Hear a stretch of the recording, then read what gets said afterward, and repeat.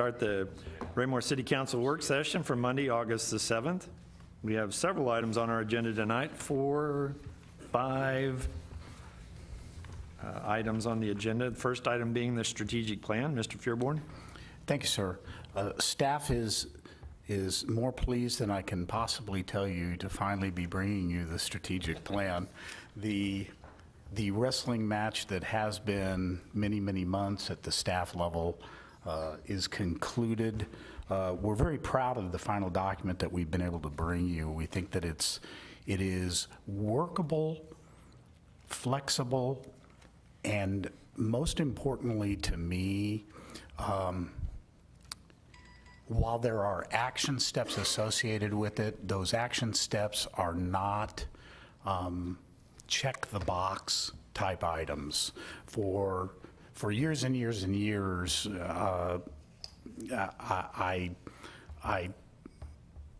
shrank away from those types of strategic plans because in reality they're checklists and to-do lists. They're not strategic at all. I feel that this one has great flexibility in it. I will tell you that I would ask for the council's indulgence to treat the strategic plan very similar to what we did with the ETC survey, and come back and revisit it at the work session on September 21st.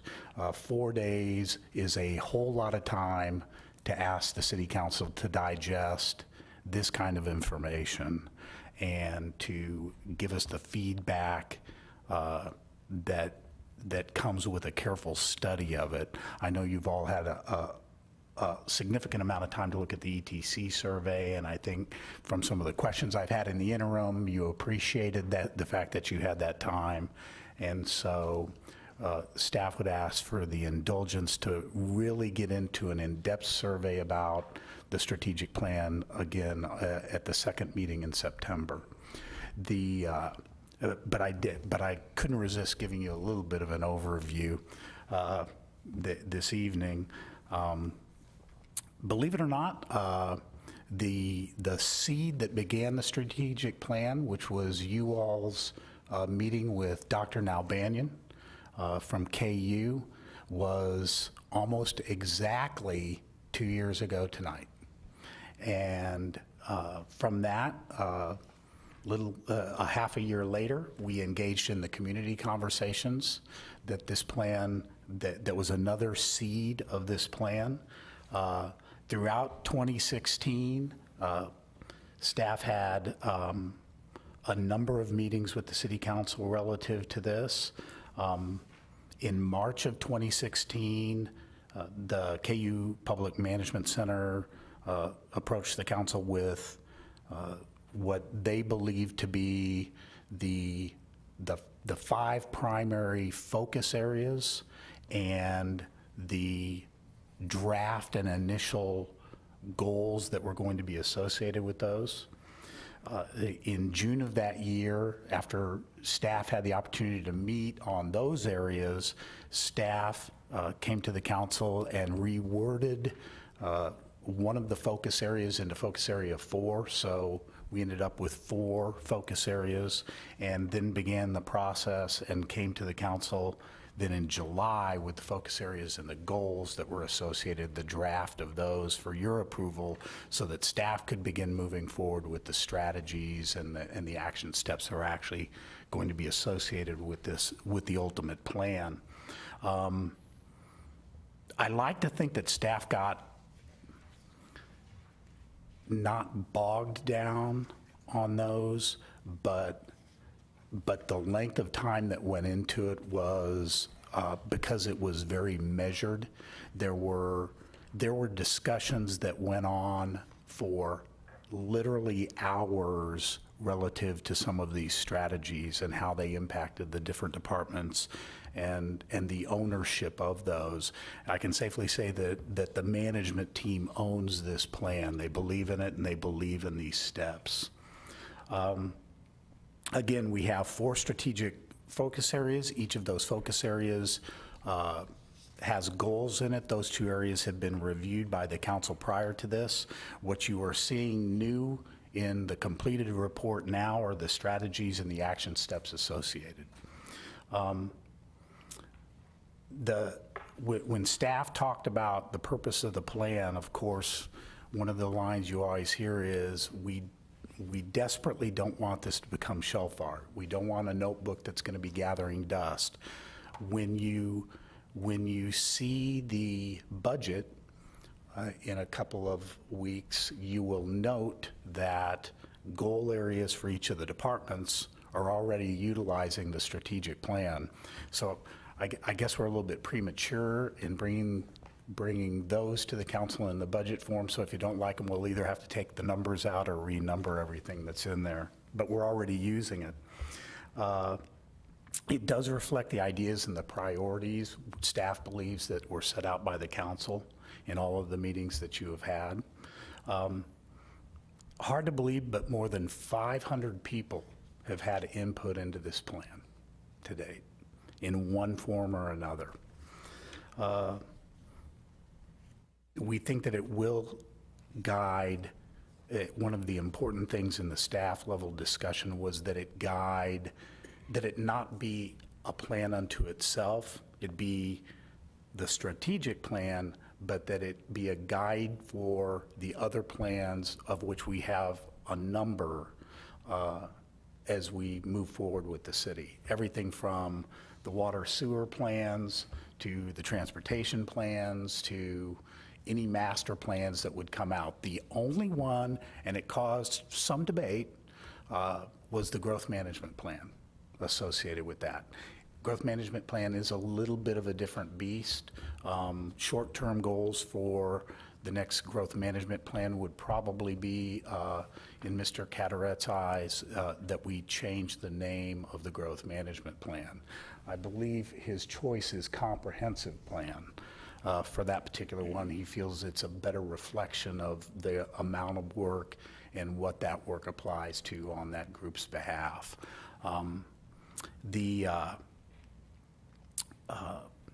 The plan is presented for your consideration, and if you have any comments tonight, love to hear them, but we would ask for the in-depth discussion relative to the strategic plan take place on September 21st. That concludes staff report on this item, sir. Thank you, Jim. I know that you guys put a lot of work into it. I stuck my head in that door several times while you guys were throwing things at each other. And no, really, I know how hard you guys worked on that plan, and so it does deserve a lot more in-depth study by each of us before we get too crazy with our questions on this, so that we can have a chance to digest it. But for those of you that have had an opportunity to read it over the last 4 days, maybe you have some questions that you'd like to bring up tonight with regard to that, and I'd go ahead and open it up for discussion at this time. Mr. Kello. Well, thank you. I was going to wait on it, but the thing, you know, it don't have to be answered tonight, but the one thing that I'm curious about this is how, excuse me.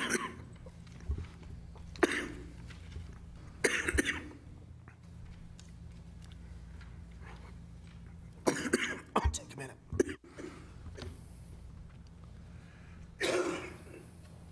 Thank you. What I'm curious about is what measures will we be using for measurements?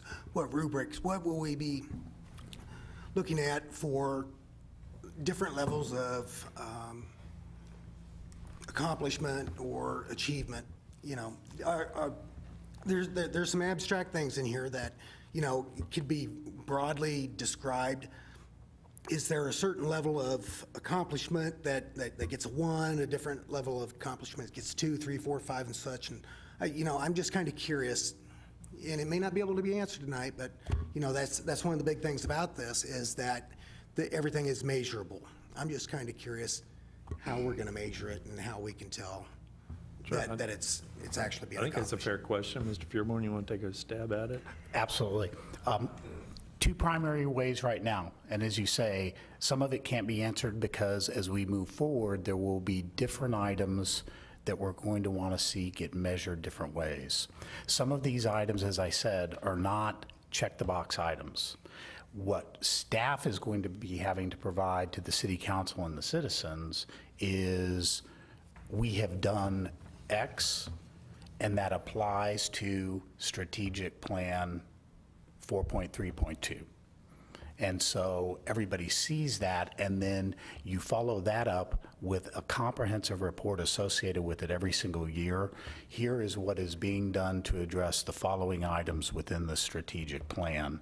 The council had been very clear with us that one of the things that they did not want was, what they wanted was a strategic plan that everything was a priority. There wasn't a, we want to get to number one first and number two, that we should be looking at this in a much broader spectrum. Two real simple ways. The survey needs, the ETC citizen survey needs to be tailored in a number of respects to make sure that the citizens are able to respond to questions directly related to the strategic plan. Have you seen this being done? This is within the strategic plan. Do you feel it's being done? Those types of questions, so we get immediate response. Maybe a secondary survey specifically associated with it. Third item will be looking them in the eye, which will be a part of the next set of community conversations that the mayor has called for in the state of the city addressed this year. We anticipate those are in and will take place in the fiscal year 2018 budget that you'll be seeing in a couple of weeks now. We have budgeted for those. Again, targeted surveys relative to the strategic plan using the regular ETC survey on a regular basis relative to these items, and looking the community directly in the eye and saying, we told you we're going to be doing this, do you feel we are?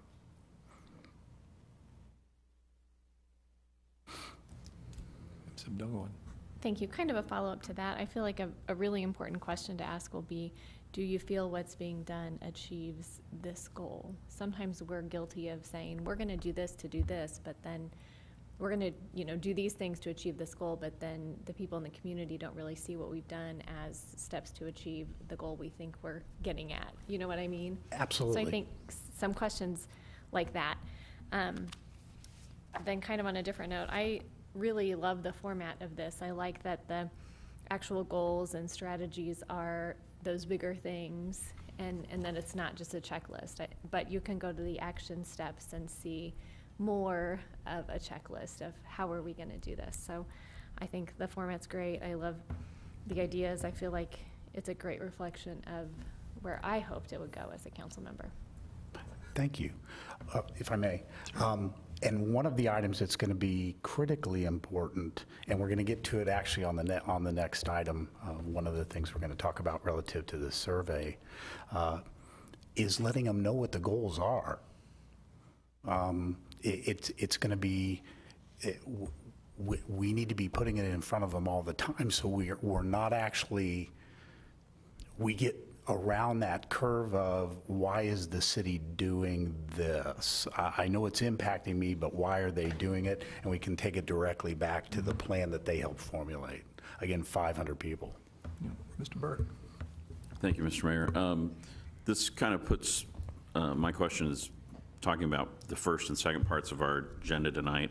The plan, I think what we can do, or may be suggested, is that you go through the ETC and see if a question applies to an action step or if it applies to a plan.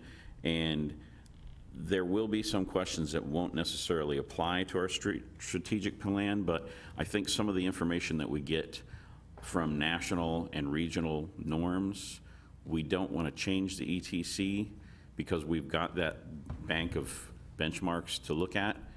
But one of the things that we can do, if we find that there are action steps that are not approached in the questions, that's where we can add those questions towards the end, like we've done where we've removed questions in the past and we've added. But that would be something to do, to go through and say, all right, each question and see what part of the plan it hits on the questions in the ETC. And then if there are not questions that are addressed anywhere or goals that are addressed, that's where we can draw our new questions from. But it's very promising to hear that the budget is already outlined with numbers, because it means you're actually going to use it. These plans can be done by different governmental organizations, and they can be sitting on a shelf, and then 5 years later, the staff gets to do it again. And they're like, why are we doing this again? Because we didn't do anything with the last one. So that's a very promising sign. The last part that I would mention is, say we're putting a sign up saying this is where the new recreation or Raymore Activity Center is. At the bottom of the sign, it could say, strategic plan, goal, action step, with a number, and have that little sentence at the bottom on the sign. And that ties things together, and people go, what's that? Why, what is that? And then we can get people to maybe look at the plan. Good point. Thank you, sir. Mr. Townsend, I saw your hand up for a second. Yes, thank you, Mr. Mayor. I had reviewed this a little bit, not knowing we were going to have a little more time to do a review in September. A couple of quick questions on some of the strategic areas, and one in particular with regard to the community identity. One of the questions or action items on here is to, not community identity, impressions of the community. Manage 1.2.2, manage external impressions to position Raymore as a top community in the city. Seems to be very extremely broad, managing external impressions, because there's, what avenue are we talking? Are we talking social media, getting on different group pages, or articles about the city, just in that perspective? Because looking at strategic plans from previous positions I've had as a staff member, as a department head, you take that and you have to take your portion of it and then go back and have direction to your staff. So looking at it from that perspective, from a communications perspective, how do I narrow that so I'm not trying to create a staff that's managing the entire internet, or trying to manage every news article, every statement that's not putting the city in a positive light. So not necessarily answering that, just as a thought as I was looking at that, try to shape expectations there. And then to Mr. Kellogg's point, then how do we measure that? Where do we find the metrics to support? Anyone can say anything on any medium, and then we have to, I don't want to use the wrong term, attack, but address it in some capacity. So that was just one area there that I was looking at. And then on the other one, within the strategic focus area 3, on creating a culturally vibrant community under the where we live and work, and it's under the economic vitality. Just curious how, and I interpret that as just cultural diversity. How is the economic development going to drive cultural diversity? I would think that would probably be more aligned under community in some aspect. But just curious, and I'm sure in the deliberations it was drilled down very detailed into the conversation on exactly how that would work. Just maybe my reading of it, or my interpretation of it, but it was just as I read through it and seeing where it was positioned within the strategic areas, that it may have been more aligned with under the community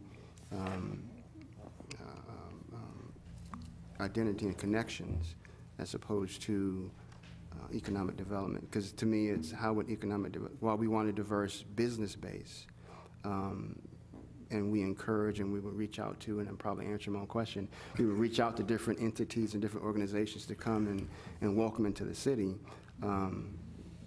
Again, back to staff driving a mission and driving action items, reaching out to, having a plan to reach out to those organizations and do the same. So it was just, as I was looking at that, there was just a couple of points that probably can be discussed as we prepare for the September review again. And I will definitely defer the second one to September 21st, because I want Matt, Mr. Tapp here, to to discuss those particular priorities. Some unusual things relative to economic development and how it hits our city, though.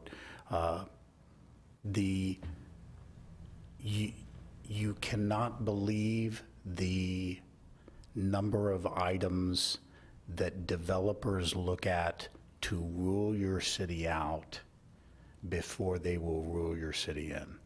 Their first pass is, why don't we want to come here? And by culturally diverse in that case, I suspect Mr. Tapp will be spending a great deal of his time talking about the need on the part of the development community to see that we are a community that has a cultural bent to it relative to the arts, relative to education, and that is the diversity that brings it to ED. But I'll let him speak more to that one. On the first one, I can give you an example that a whole bunch of you got to witness. When we were on the economic development tour, and we may have told you about this as far as our identity is concerned, we were speaking with a very prominent developer in a mixed-use development up in the Northland, and he was showing us some luxury apartments that were located above retail development, had retail development all around it. And I think it was with the mayor, we invited him to come down and play some golf with the mayor at Creekmoor's golf course. And his response was, I've played golf at Creekmoor. Is that in Raymore? That's the kind of identity problem that's one of the types of identity problems that we suffer. We have things, people don't even know about it. The creation of the communications department was specifically, as a department of its own, yes to where we can tell the truth and blunt negativity. But more importantly is the second part of that statement, to get the truth out there. And it just keeps selling Raymore for what we all know it is. No, we will never be able to block all the negativity out on the internet. What we can do is tell them about what we have, which is significant. Thank you. Mr. Barber. Thank you, Mr. Mayor. Yeah, I just want to piggyback on what Councilman Burke talked about, communicating on this strategic plan. I think obviously the execution is important, but since it's not black and white or we're not checking off boxes, I think it's ultra important that we get the word out when we're doing something, even really for this body here, that when we're working in certain areas, that this is really a culmination of the strategic plan, or it come from the strategic plan. Because I think, I don't know if everybody remembers, I remember I was called out by name at the community conversation that you guys, you better do this and you better execute it. So, and a lot of times things happen and folks don't even realize it's happening. It's not being, I know our communication is so much better and we're doing a really good job. I just want to really make sure it's, it has everything it needs to get that out and get it done through this whole process. Thank you. Anybody else? Mr. Moorhead. I have some of the initial concerns that Councilmember Kellogg had and Mr. Burks talked about as well. You know, looking at this, you know, I started thinking of the DeLorean. Brilliant man, design was brilliant. The car rolled off and became an utter failure. Not that I assume this will be, but this to me looks better than anything I've seen previous administrations present. And this, to me, it's understandable to me, but at the same time, if we don't communicate out and identify measurable outcomes, then it really is worthless. And at some point, this is a plan that we hope to implement over a number of years. And most of the strategic action line items really are amorphous enough that they really cannot be checked off. But at the same time, you can accumulate a list of successes that can both prove that you're trying to address them, but also it shows, for example, are you currently addressing them? Because some of these things could be hit within the first year, but what if 5 years later we found out the last time we really addressed that strategic item was 5 years prior?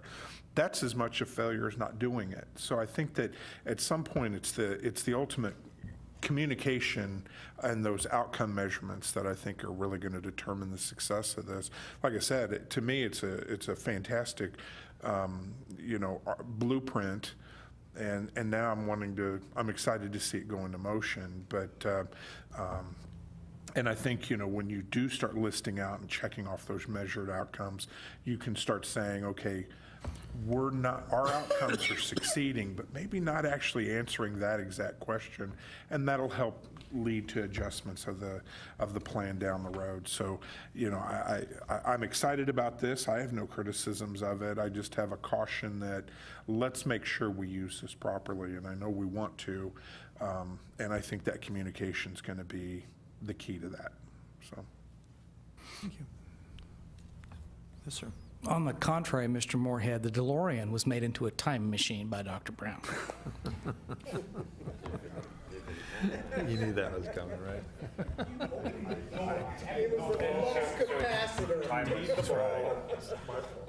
That's why it's always important to keep updating.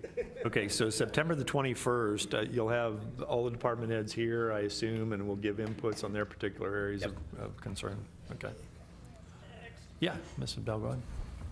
So just kind of as a summary, on that date, will we get more information about the plan for communicating the strategic plan? I know that when we did the community conversations, people did ask for that follow-up, and I know that I've kind of asked about that a few times, but since then, and do we have a date for that? Are we going to have another meeting similar to that to kind of The community conversations, yes, they're actually in the budget, as I'd said.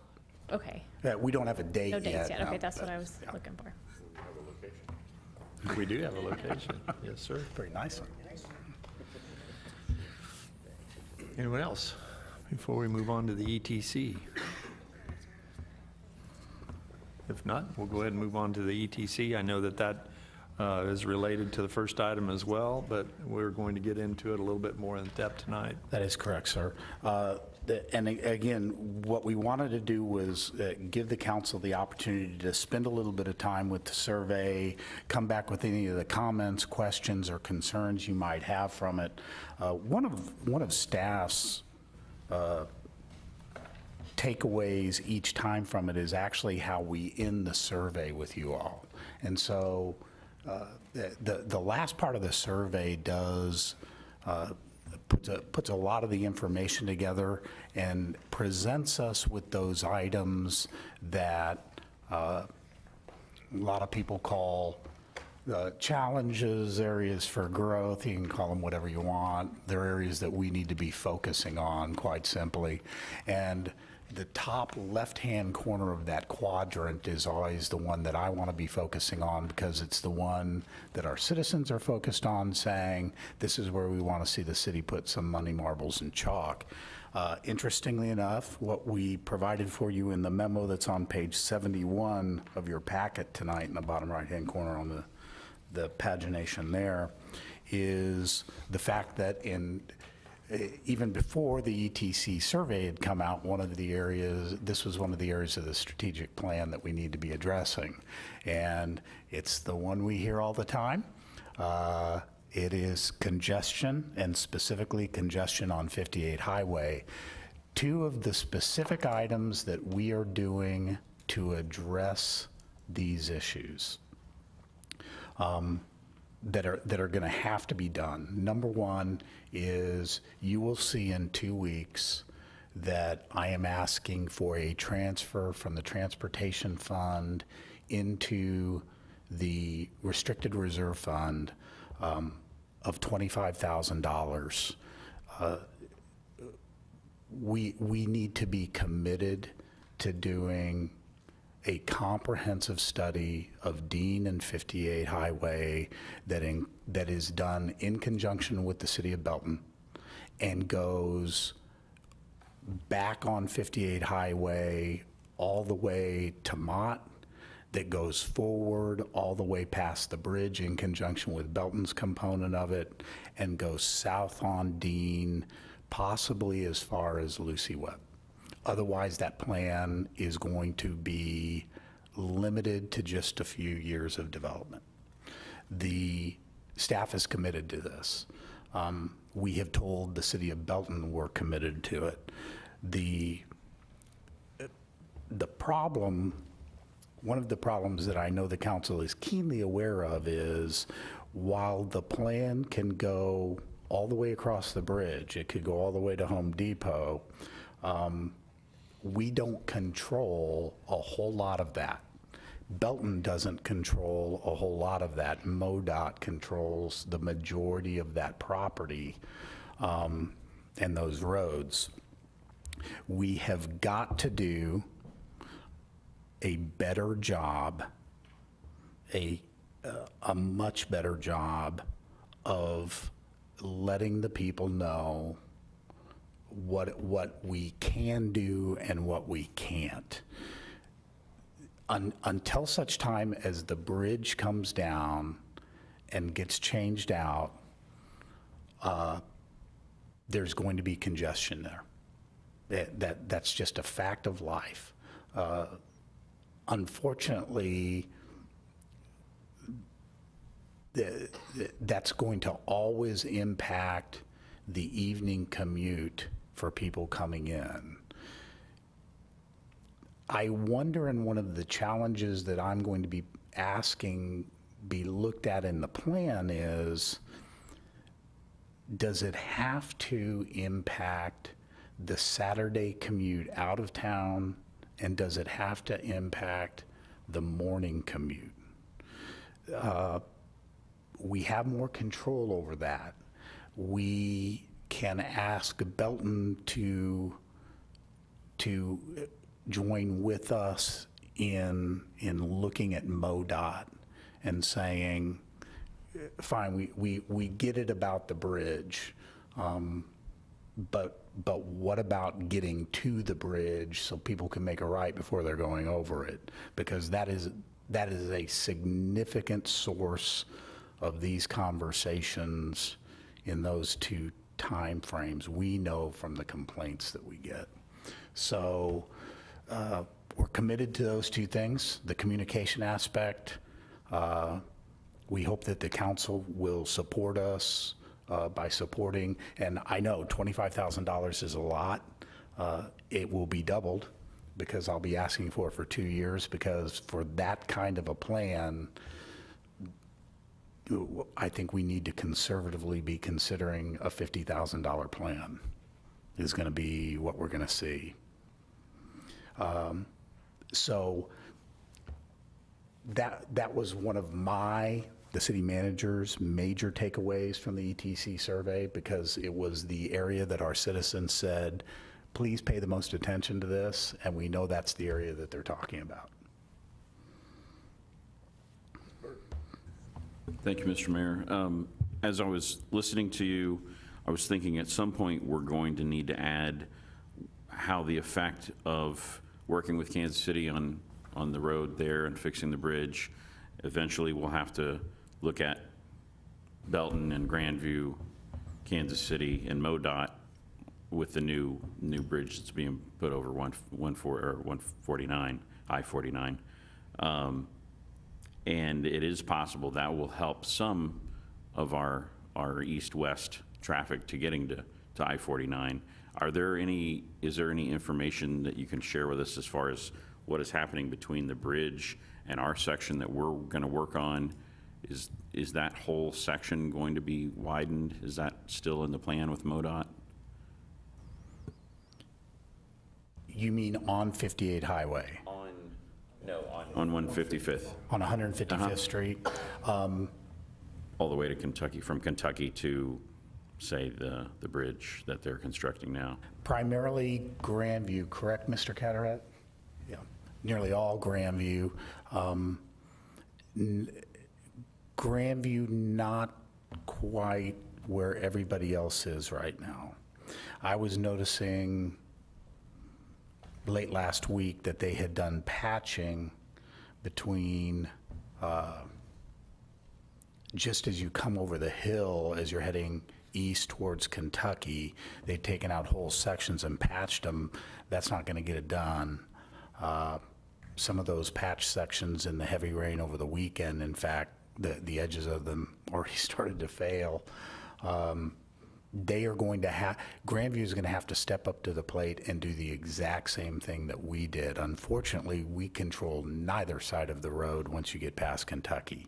So it's going to be all up to them. I believe the improvements that are associated with I-49 that they have approved so far on 155th Street don't end with the area where the interesting apartment rental units that were there, they don't end there. They go further east. I do not know how close they get to actually topping that hill, but they're pretty close. So it's going to end up being a very, very short distance of 155th Street that is not improved. Everybody suffers the same problem as far as trying to widen it is concerned. There are a ton of private properties. There is a lot of gas line utility if you're trying to go south that would run into the millions once you start getting into trying to widen it too much. Jim, is that a Lucy Webb type improvement as far as appearance? Curbs, sidewalks? Oh, no. There would not be curbs three and sidewalks lanes. on any of it. But again, we would have to encroach on all those property What about owners our to get part? that. Our part of 155th Street for the improvement process, what's that look like? Well, it'd be going into Creekmore, and Creekmore has the dam, and there are problems with bridge trying to there, get that, right. yeah. The dam, okay. That bridge is fairly wide though, because, I mean, I used to sit there and run radar on that bridge. So, because it was actually the nicest part of the road Yeah. at the time. So, I mean, it is wide enough to carry 3 lanes across it, just not, it wouldn't leave much of a shoulder there to it.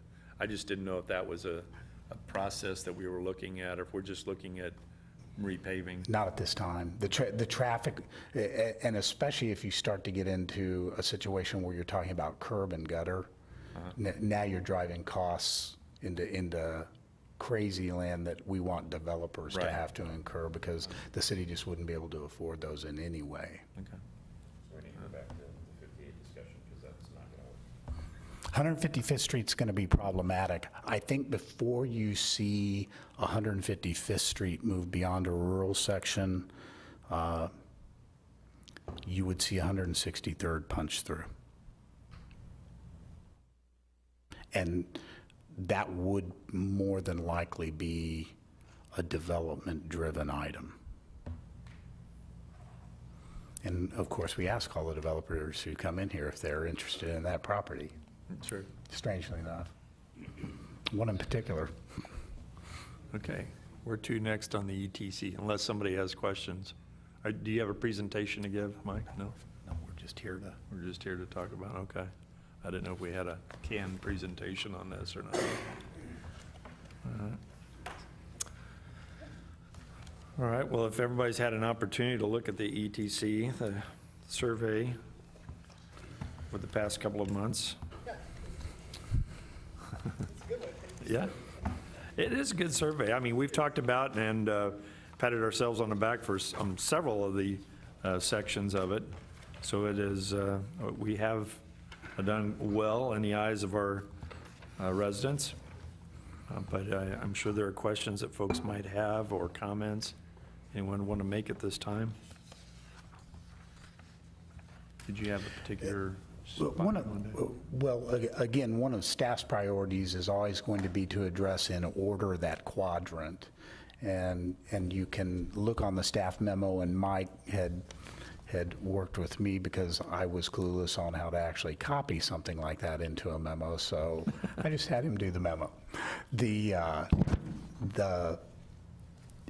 Staff will be addressing those, and we'll be addressing them in a more comprehensive manner through the strategic plan, and we'll be using those areas as well.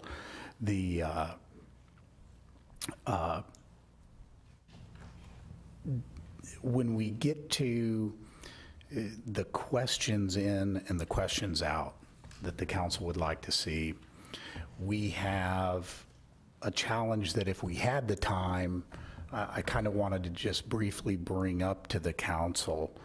They give us pricing for, and within your packet, the actual, the questions themselves are included. You see how it's laid out, and we ask for your approval each year of that. And you hear each year that you're limited in space. And we really do want to get a vehicle for asking folks how we're doing on the strategic plan. And when we get to something like this, do you have an understanding of what, you may remember a couple of years ago, we fought and fought and fought to squeeze in. Do you understand that the city doesn't have control of this? And we got some vague responses back because of the way we had to ask the question, and we didn't get a really good response on it. They do give pricing for expanding that survey. And I want to say it's in 4-page increments. Is it 4-page increments? The problem is if the survey gets too long, people won't turn it in. The last couple of years, I have kind of balanced that with how engaged our citizenry is and how many responses we actually get to that thing. We get a lot.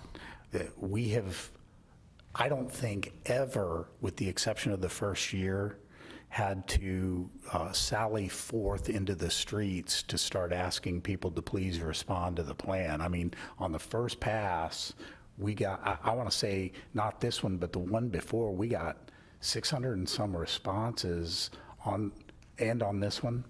And we only need 400 for it to be statistically valid. So we get down into crazy levels of error, you know, up high or low error with the number of responses we're getting. The council may, as you know, we put money aside, just like what I've indicated on the transportation plan or the transportation study. Every year we put aside money so I don't have spikes in the budget. Oh, this year we're going to pay for it. Next year it'll go away. So every year we put a little bit away. We can probably get a price, and it may be worth a council discussion during the budget presentation as to whether or not you'd like to see additional funds dedicated to whatever it would take in addition to what we're already putting in there to expand the survey. I know many of the council members have had questions that they wanted to see on there that we either had to trim back or ask in a vague way just to try to get information, you know, dedicate 2 pages of the additional 4 to the strategic plan. Just a thought for the council to be digesting for the next couple of weeks before I get that budget in front of you.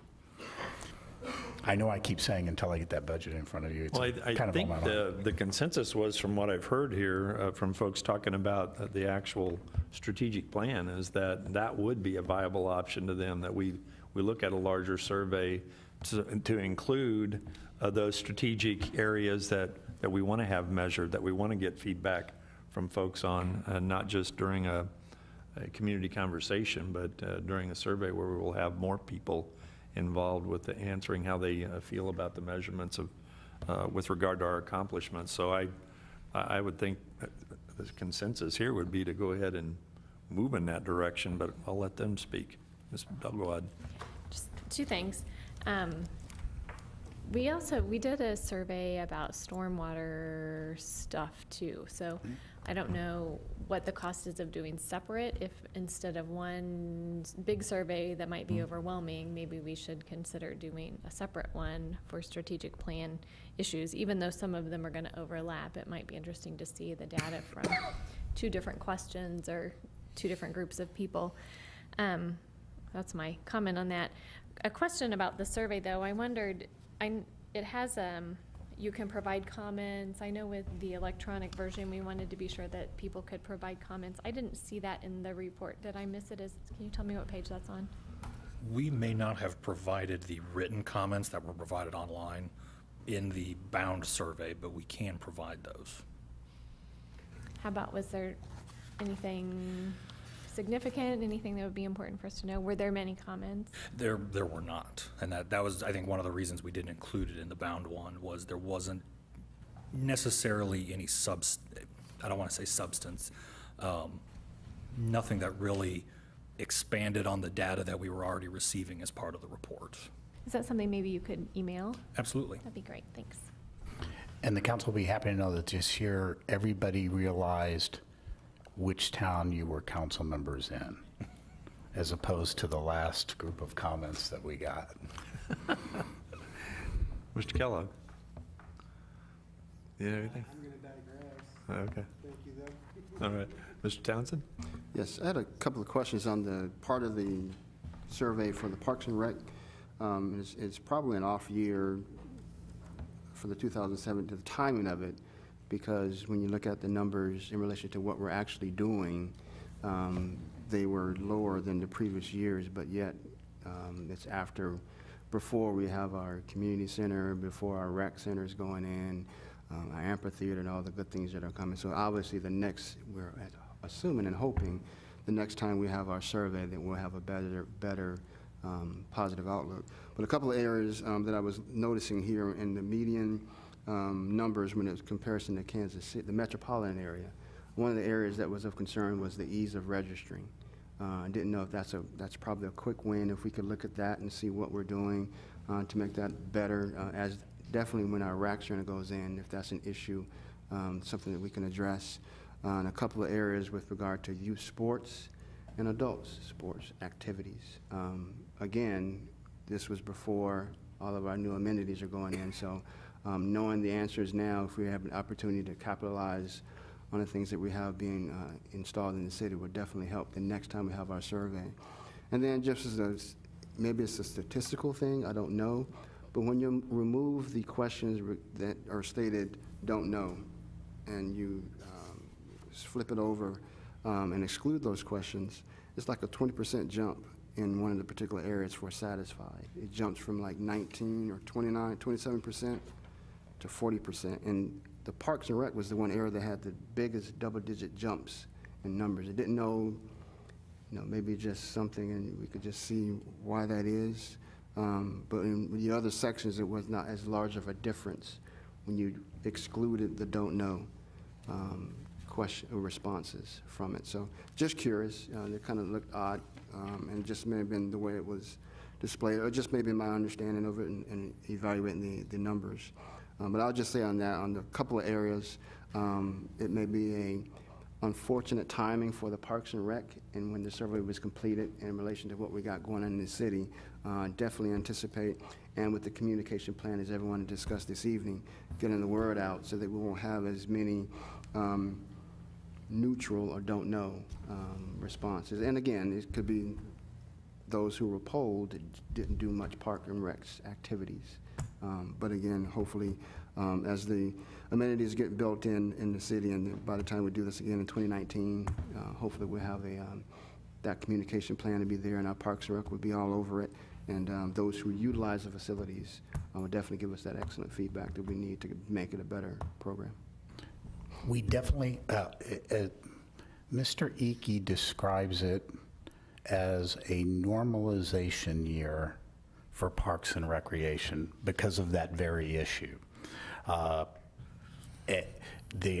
thing that we have to guard ourselves against is what I like to call the 58 highway reaction, which is also in here. All of a sudden, you know, on our major thoroughfares, we can do no wrong because of this huge jump that occurred because we overlaid 58 highway. We can't sit back on that because 2 years from now we'll be doomed. It'll be you're exactly right. In 2 years when the survey goes through and some of the amenities are up and running that allow people who right now or don't know to go to a show down in Hawk Ridge Park, you're going to see a spike in that, and we can't sit on that spike either. So. Mr. Burke? Thank you, Mr. Mayor. I was looking at those two areas as well, as far as athletic registration and youth registration. And we can put lots of money into facilities, but if people don't feel that just registering is worth the trouble to use those facilities, we have lost. We've lost tragically millions of dollars if we don't make them, the programming, be excellent. It's tremendous, and I've had those kind of conversations with youth sports for a decade with people from before I was involved with the city at all.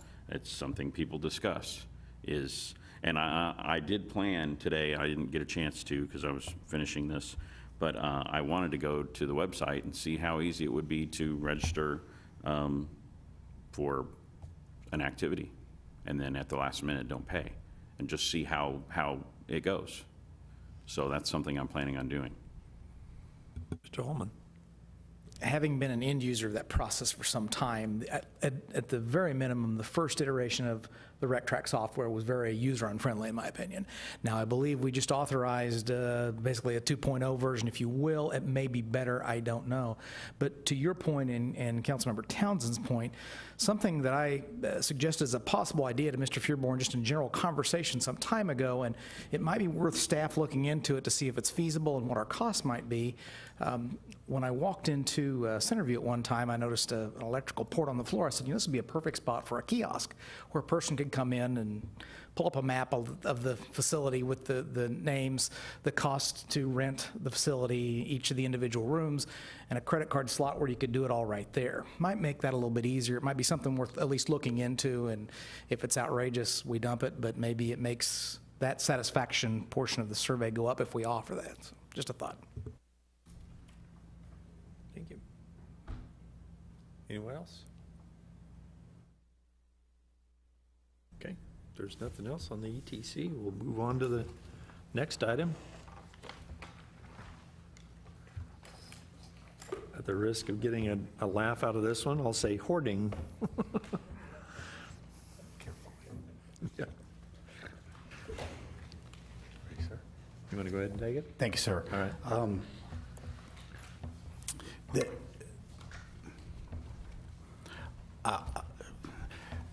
Staff has been working on this for a little bit of time. For the council members who have been here long enough, you will remember that we have had on more than a couple of occasions situations where we had to deal with individuals who met all of the classic definitions for hoarding. It was obvious that this is what was going on. There were some issues associated, some of the challenges that are associated with this particular type of an ordinance are issues of the need to perhaps get a little bit more close to individuals' homes than the council has in the past been comfortable with. Challenges of the fact that a lot of these individuals who are engaged in hoarding may have some other issues besides the physical manifestation of what we're seeing. So this is staff's attempt to address an issue that seems to be growing, and not just because it's an interesting TV show to watch anymore. It is truly an issue that is out there. It is an issue that we have realized and seen and continue to realize. We're going to be very careful tonight to not try to single out any individual properties, because we recognize that the council has to look at this sort of an ordinance from a global standpoint. We can't be targeting, but I will say to you, there are some locations that are extremely bad and continue to get worse here in the city, and they are definitely hoarding situations. And with that, I'll let Mr. Carteret talk to the formulation of this ordinance. Thank you very much, sir. And certainly, this is a very sensitive subject. And fortunately, to date, the couple of instances that I'm aware of that would probably constitute hoarding, we've had success in handling that situation because of support networks that exist outside of government. Support networks of family, friends, church groups, et cetera, that have helped the situation, that helped the individual get through the hoarding situation, clean up the property, because honestly, the codes we have in place now really can't handle situations such as that. We can handle, our property maintenance code is really dealing with, the minimum standards, the minor infractions, if you would, of property maintenance. Well, we had a couple of severe situations. Again, we were fortunate to have some outside help. But one of the things we are looking at is sometimes as part of this hoarding issue, individuals don't necessarily seek out help or want help. They somewhat turn inward. They refuse when assistance is provided. When it becomes an issue for the city is when those circumstances affect others, affect neighbors, affect neighboring properties, where the hoarding itself, which is a very general term, but the hoarding itself actually can be seen by others and impacts others. That's really the focus of why we're bringing forward an ordinance at this point in time, because, I'm certain, and I'm sure that the police chief could talk about this as well, I'm certain there's on the inside of a home, there's hoarding situations going on that nobody realizes exist. Because it's very internalized and not necessarily looking to solve all those issues. What we're concerned from a code enforcement standpoint, from a city standpoint, is impacting others from a safety situation, whether it's emergency personnel needing to get to the property or just the unsightliness that hoarding can create, the unhealthiness that it can create. And so we're really looking at having a mechanism in code where if an individual is refusing the assistance that can be provided, and we've got a network that available to us that we're becoming more and more familiar with, that we can call upon, but if they're refusing that help, we've got to have a mechanism, if you would, to somewhat force it, force some assistance, force some cleanup. Again, the real emphasis on this ordinance, I would say, is directed to the outside appearance. Again, the impact it has on the neighbors. So as this topic's been discussed over the last year, staff did convene a what we called a hoarding summit back in May. And that was really just bringing a lot of different parties together to discuss the issue at hand. So certainly the city was represented with code enforcement, with animal control, the police department. We had the fire district there. We had Cass County Health Department there. We had the Pathways community, mental health folks there, and others. And it was really looking to talk about what hoarding is, to understand what it is. We've been trying to do a lot of research on the topic and what methods of assistance are out there. We have learned a lot. In fact, we've called upon the State Department of Health and Senior Services already to try to provide some assistance in one particular case. So this group kind of went through talking about various aspects of hoarding, and I mentioned animal control because animal hoarding is another form, another issue that we need to address. But we talked through a lot of the circumstances of hoarding, trying to understand the mental illness part of it, because that does come into play in some aspects. But we did all feel that moving forward, we did need to have a tool in the code that would help, that would provide maybe a little push if we needed to have that. So what we've done is proposed a draft amendment to our property maintenance code, where we try to define, provide a definition of hoarding, to provide a definition of a dangerous accumulation, because it is a dangerous accumulation that when you have, a lot of goods, objects, possessions, et cetera, that exceed what would normally be expected, that's what defines hoarding. And so we had to come up with definitions for dangerous accumulation of materials. And then we had to provide provisions in the code dealing with unlawful accumulations. So accumulations of in different aspects that provide limitations, again, for access to the property and just the overall appearance of the property. The ordinance is not an in-depth ordinance. We did try to study what a few other communities that have just started to approach this topic. This is not something that most communities have on the books. You're just not going to find a lot of hoarding ordinances, certainly within the state of Missouri, let alone the entire country. But we did our research, trying to find out what little work's been done in this area, but it's certainly an area of interest that's growing, in order to draft what we brought before you this evening. So again, it'd be our attempt to define the issue, define what we would say would be a dangerous accumulation, and then the basic standards that would determine if, in fact, a hoarding situation is occurring on a property. What we propose this evening, again, it amends our property maintenance code. It gives our enforcement personnel the tool that we may need in certain instances. It wouldn't be the first step that we would take. If we know of a situation, we're going to take other steps first before we have, the big hammer of government, if you would, come down on an individual. We're going to try to find that support network. But we feel we need to have something in place to help us if that situation does come to be. So what we're looking for is direction on the ordinance, if you think it's something that we do need in our community, and if so, then we would bring forward a formal amendment to our property maintenance code for discussion at a future meeting. So that would conclude staff report at this time.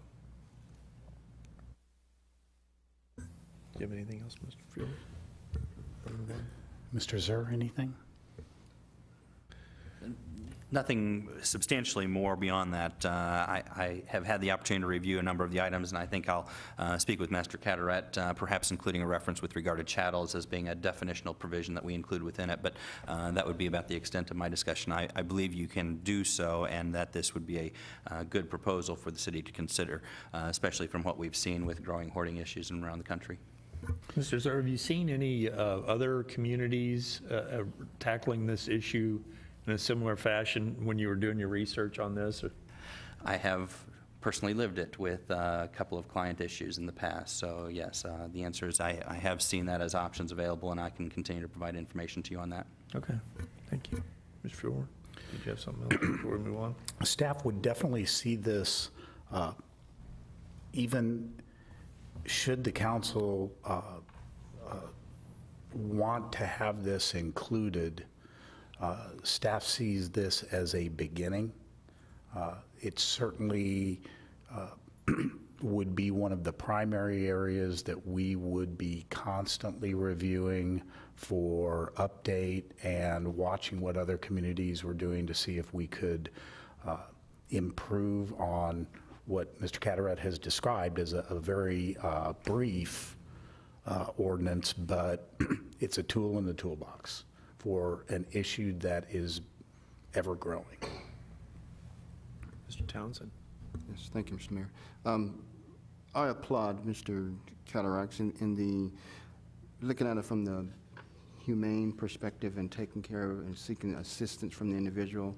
I've had, as Mr. Zur has stated, family members and friends, close family friends who've had, they take ownership.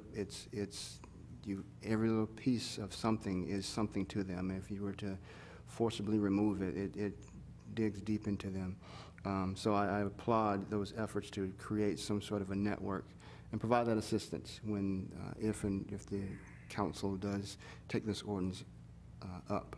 The other point, a lot of it is discussing single dwellings and property and houses, single units. But are there any opportunities or provisions in here to those shared walls, duplexes, townhomes, because they also have an equal chance of interior-wise, hoarding, but yet the odor and the other occupants of the shared dwelling may experience before it exceeds the perimeter of the building. They wouldn't have, obviously, a yard, but yet they could hoard within their own dwelling. Yes, sir. It would apply to the interior structures. It would apply to not only detached single-family, but attached single-family, duplexes, multifamilies, apartment communities. It would reach out to all residential dwelling units, and it would be applicable to all of them.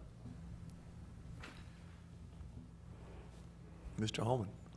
I have a question, a statement. I'm sorry, I've read through it. Does it discuss exterior accumulation as well as interior? Yes, sir, it Okay. does. And I'm in support of this. I know Chris has been in the same boat I have, gone into a number of houses on a call, and if the kids are there, then you can call Division of Family Services. You've got some course of action. If there are animals in there, too many, you can call animal control. If there's a fire code violation, I mean, that's how cops have to work around this. You've got to find another agency that's got jurisdiction over something that's gone in there.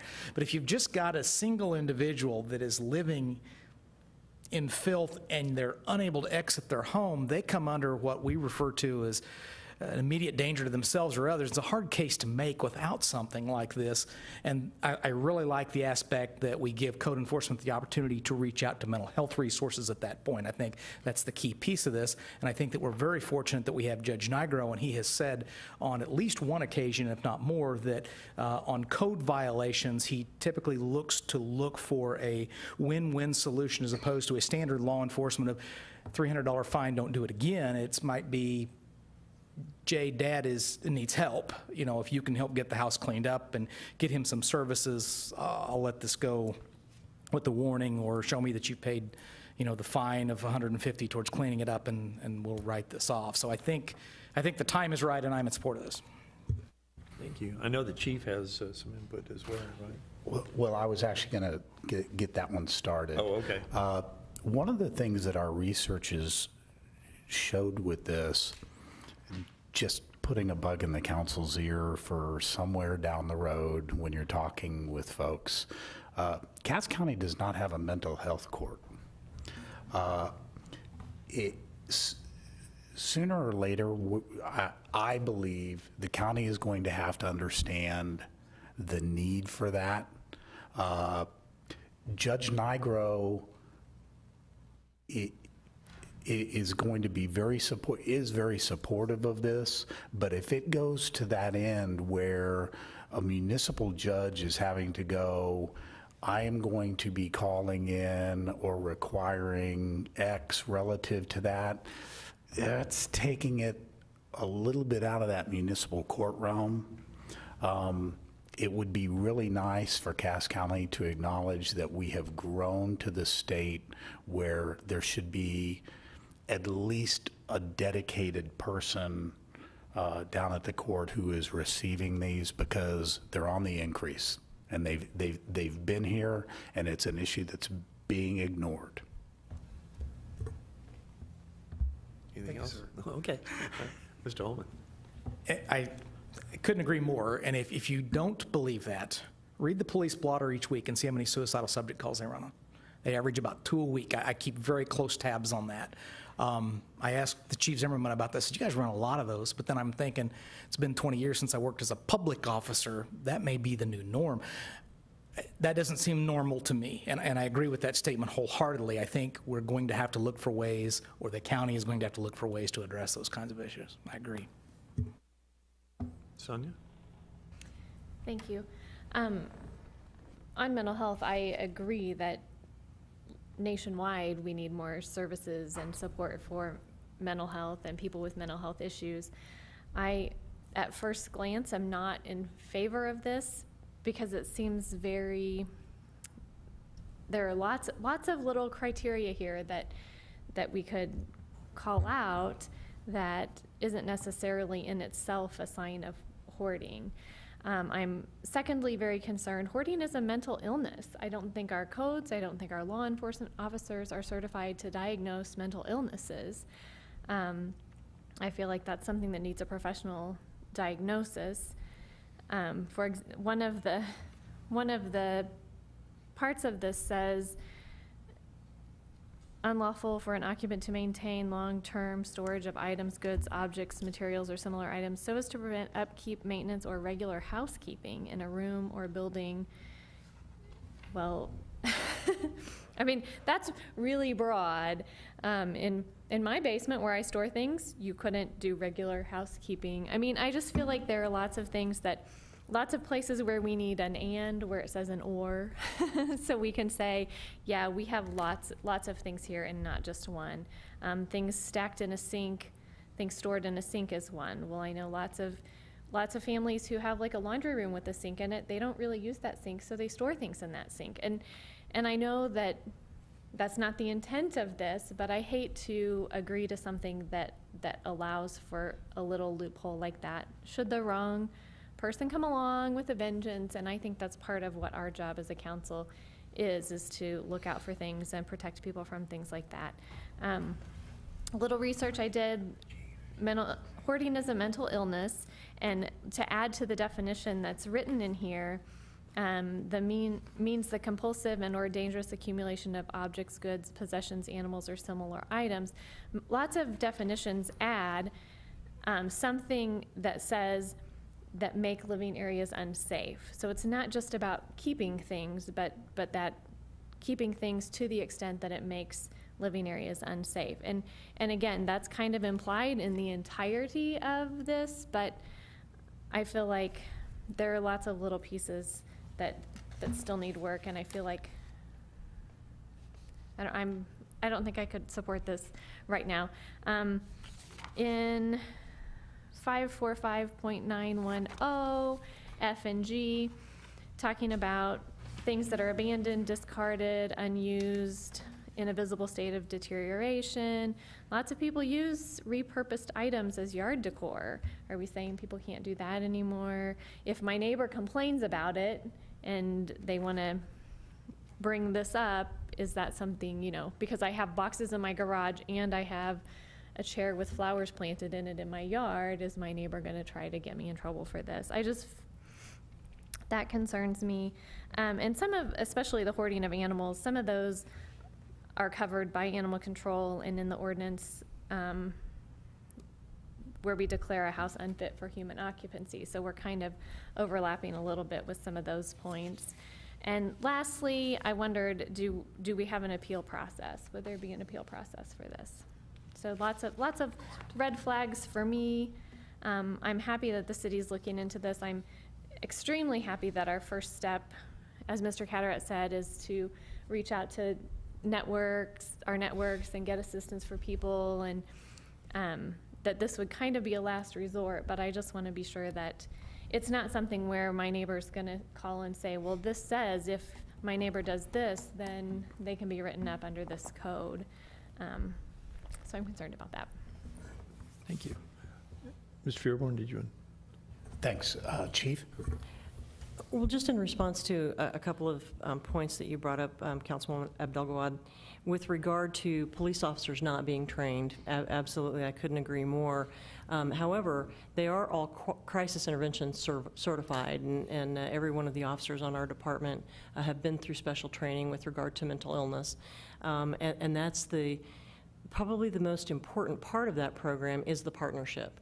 So working with Pathways, as a matter of fact, when we first embarked on this journey, all of us together to talk about hoarding, being a mental illness, that was something that we felt very strongly about, bringing those folks to the table, because the community mental health liaison that's appointed by the governor's office is somebody that we work very closely with when we're trying to intervene in a situation where mental illness or mental health issues are at the forefront of whatever that situation is, whether it's domestic violence or it's hoarding or those sorts of things. So, those situations, I think that you would see in utilizing an ordinance such as this are going to be so obvious and so apparent that it's a safety issue to the individual. As we've discussed throughout all of the meetings that we've had with regard to this, it's very much a safety issue. And when we go into a residence and the people that are living there can't move from one room to the next because of things stacked from floor to ceiling, those are the things we're looking at. We're not talking about a chair with flowers, planted in your front yard. And those are going to be, very obvious situations to both law enforcement, and then when we utilize our partnerships with Pathways and the community mental health liaisons, that's what we're looking for. We're looking for some sort of mechanism for us to get people the help that they need, much more so than issuing citations. And you mentioned an appeal process. Well, if it comes to a place where there's a citation issued, the appeal process obviously is the court. And when Mr. Fearborn mentioned mental health court, I was very much involved in that when I worked for Kansas City in Jackson County, was a mental health court commissioner.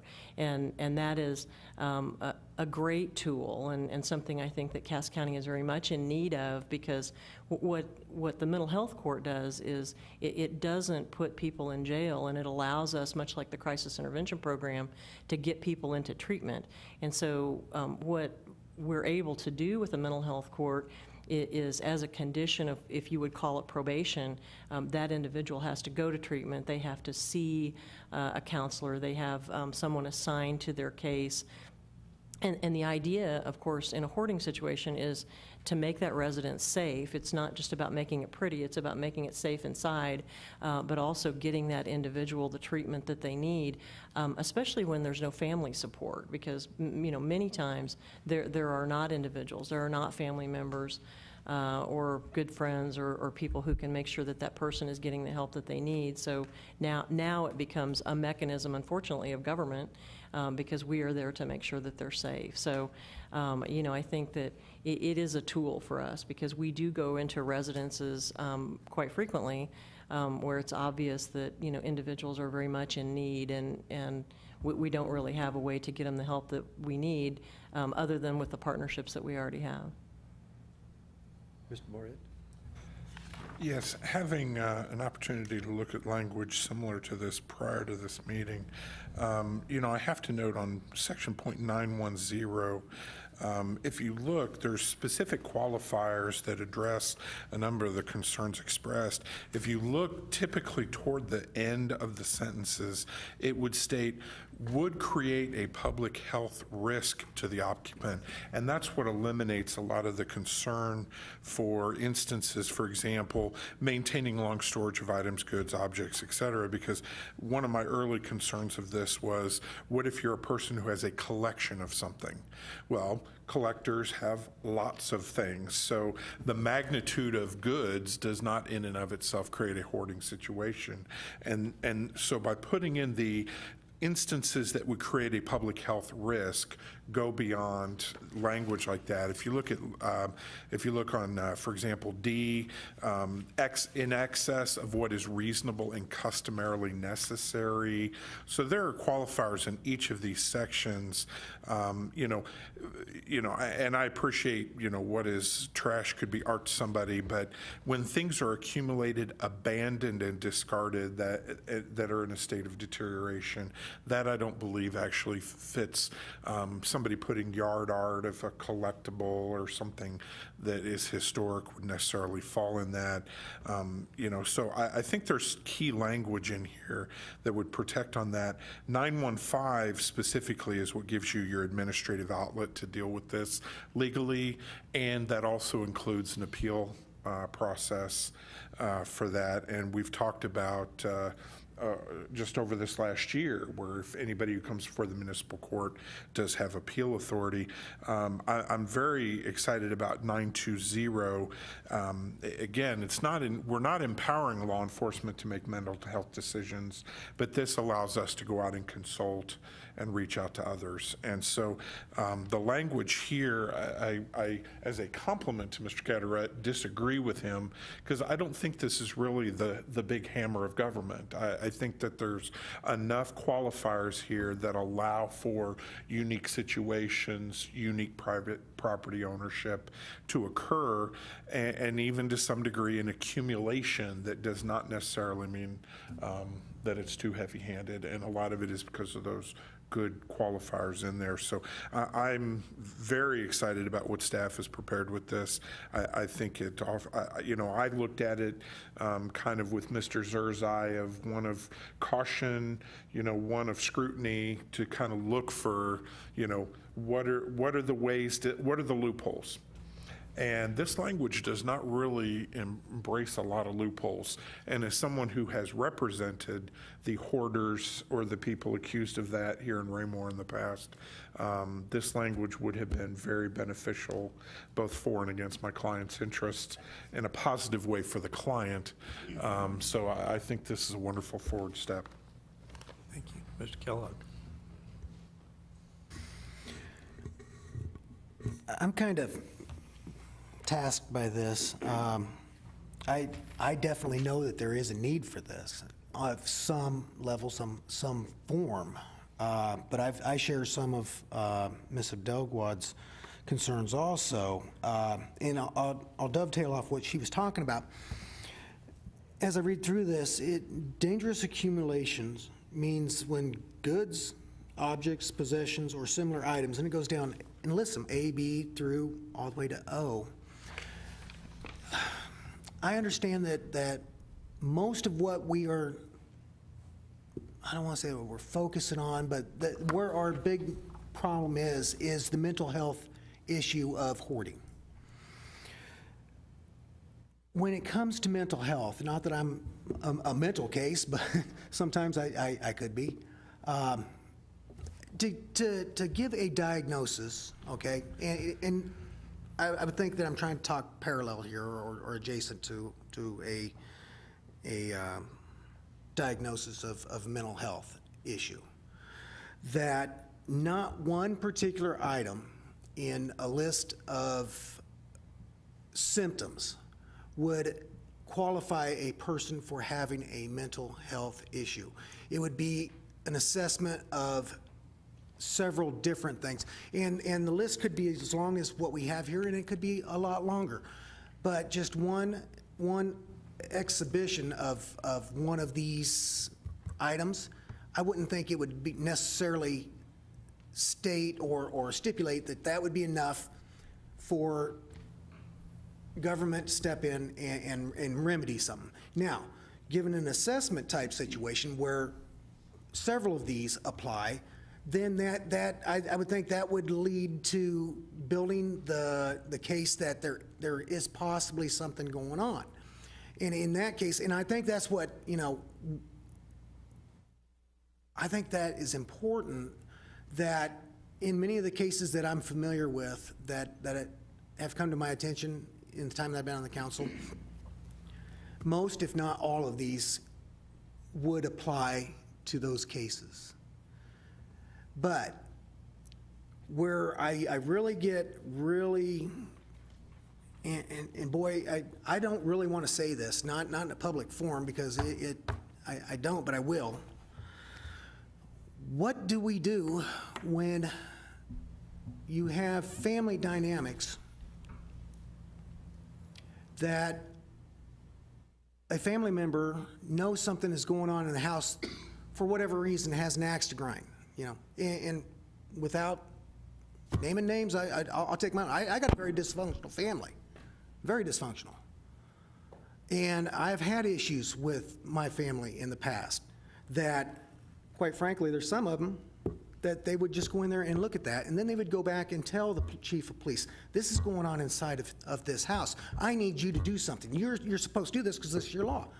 That's what I'm afraid of, okay? Just because somebody has dishes stacked up in their dish sink is not symptomatic that they're a hoarder or that they're filthy or they live in filth. That's where my concern comes in. And I just want to say that for the discussion. Thank you. Mr. Moorhead. Councilman Kellogg, I will actually directly address your concern. And maybe this is some ambiguity here. We need to talk out. What you're talking about under the definition section of dangerous accumulation are physical manifestations that allow, in essence, probable cause to be determined. Then you look at section 910 to see if the dangerous accumulation under these criteria would then be actionable. So the fact that we can, I mean, I think I would even argue that maybe at times I limit the operation of doors or impede access to gain entry into my house. I mean, like you said, but that doesn't mean that you're a hoarder. What it means is that these are things that staff or the city can look at and say, okay, this allows us to take the step forward to evaluate whether there's a violation or not. So it's not a violation in and of itself. The other thing I would point out, maybe this is a recommendation of staff for some language change, and I don't know if Mr. Zur would agree with me on this, but we use in 910 subsection A the word dangerous accumulation, which is in our definitional section, but in the following sections we only use accumulation, and I think maybe the consistency of dangerous accumulation should be followed through each of those paragraphs. We would also, as we're addressing that issue, want to go to, we're down here talking about it, within the actual definition itself, including something relative to safety, because that is a limiting statement that does not have that in there as well, sir. Mr. Barber? Thank you, Mr. Mayor. I'm in support of this. I think it's obviously staff and the chief have had situations. I'll even ask the question, have you been put in a situation where you've had family members come to you and say, we need some help, can you help us? And you have to answer, there's really nothing we can do at this point. We have. Now, we have, with the partnerships that I mentioned, utilizing our mental health liaisons, have been able to, there are guardianships, there are certain legal actions that we've been able to take with family members who, may have a loved one that's living in a situation like this. And of course, that it requires the court to become involved in that, because a judge would then have to appoint a guardian for an individual that it was felt, was not capable of making those types of decisions. And so we have, as a matter of fact, Lieutenant Abdelgawad was involved in one of those very situations where he was working with the adult children of a senior here in Raymore that was very much at risk. And she was not capable, and she was going to be evicted out of the property, and the property was then going to be cleaned up, and was able to work with our mental health court liaison and the adult children, neither of whom lived here in the community. One was in Kansas and one was another part of Kansas City, but that required extensive work with the court for a guardianship to get that individual out of that property and get it cleaned up and made safe, because she was not safe. Thank you for your patience. Mr. Burke, go ahead. Simple question. On page 182 on E, the last line says an attractive nuisance. Is that correct, or is it supposed to be unattractive nuisance? It is attractive. And what does that mean? If I might jump in on that one. Please do, sir. It's a legal term of art. At the end of the day, an attractive nuisance is something that might draw individuals from outside. A lot of times we talk about abandoned caves or things like that for children who would see that from a street and find it an attractive option for them to try and play in. Abandoned tree houses I've seen as case law for it as an option. Climbing on ladders. Yeah. That's right. Exactly. That's right. Thank you. Ms. Abdelgawad. Thank you. My Couple questions. First, again, back to my concern about this. If, based on Chief's example, we're able to help people who need help without this ordinance, I'm not saying that we really need this ordinance. And then my second concern is, I'm just wondering, so if we get this on the books before we have a mental health court, then are we going to end up kind of shooting ourselves in the foot in a way? Should something go to someone who's not understanding of the mental health concerns with that this addresses? I think that what staff had anticipated when we wrote it was, and as Chief had actually indicated, our folks are not qualified in that area. It would be allowing us, or more specifically, allowing the judge to direct that, and even at the municipal level, to direct that a pathways be called in to make those kind of determinations. We don't make those determinations. And there would be a myriad of items that would come into play before, I know, before pathways would make a determination that something had to be done, not only with the property maintenance end of this, but to address the needs of the individual. In the meantime, though, it gives the judge the ability to go, this location is not safe. It is not safe for the neighbors. It is not safe. And I'll get a little bit into a little bit more detail than I know the rest of the staff is comfortable with, but an example I'll give, the chief kind of touched on it. A couple of these homes that exist in Raymore right now are dangerous to children in the neighborhood. There are weakening and as one example, there are step ladders, extension ladders that are not working, that are lined up, like half a dozen of them across the back of the yard, an attractive nuisance. Somebody goes over, climbs on one of those.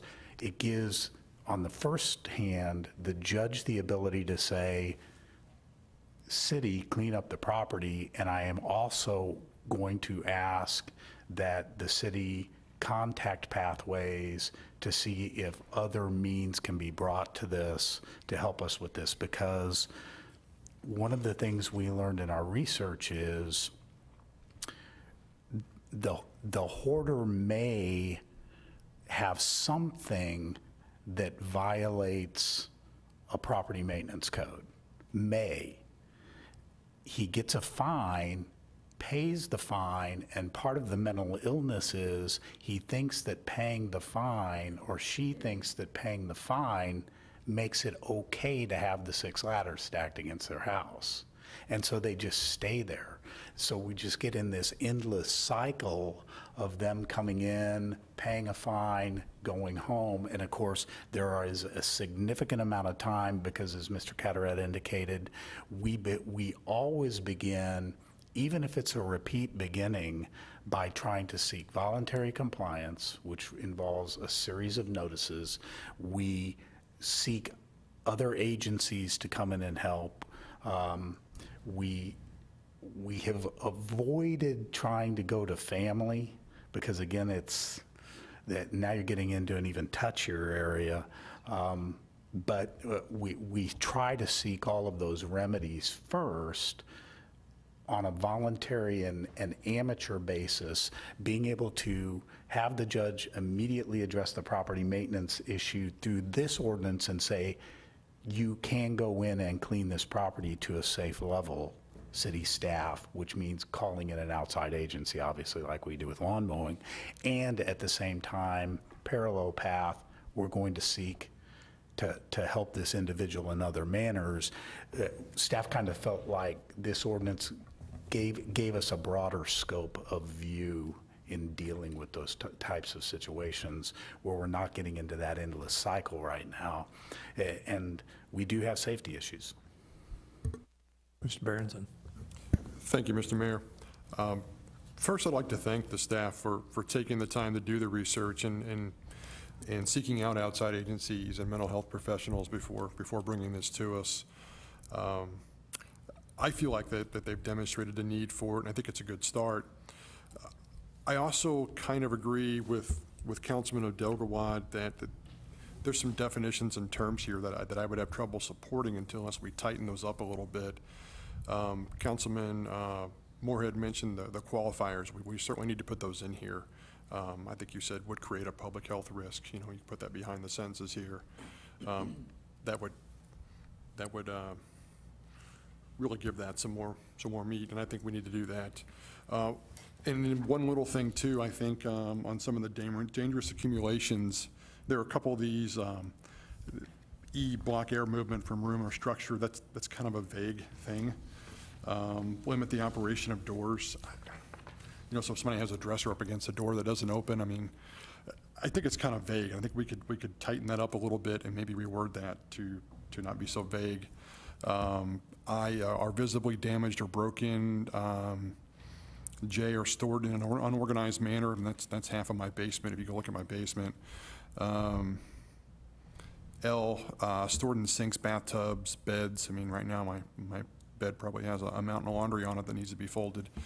And again, I know that this is, there's officer discretion here, but I think we need to tighten up these definitions and make them a little better, a little more precise. And the chief talked about the need for this, and I think it should kind of reflect what she said, and if that makes any sense. I appreciate it. Thank you. Mr. Townsend? Yes, quick question with regard to if this is adopted and the language is tightened up, what are the protections against for the city and staff if they are having to exercise the cleanup of a property, and then for whatever at some point is determined that what was dangerous accumulation, something within that was actually of value? What are we doing with the materials, and how is this in the research? Has there been any discussion with regard to the cleanup of the property, but yet there was something of value that someone of that property ownership, whether it be family, has come back to the city to say this particular item was in that property or on that property and has been cleaned up or disposed of?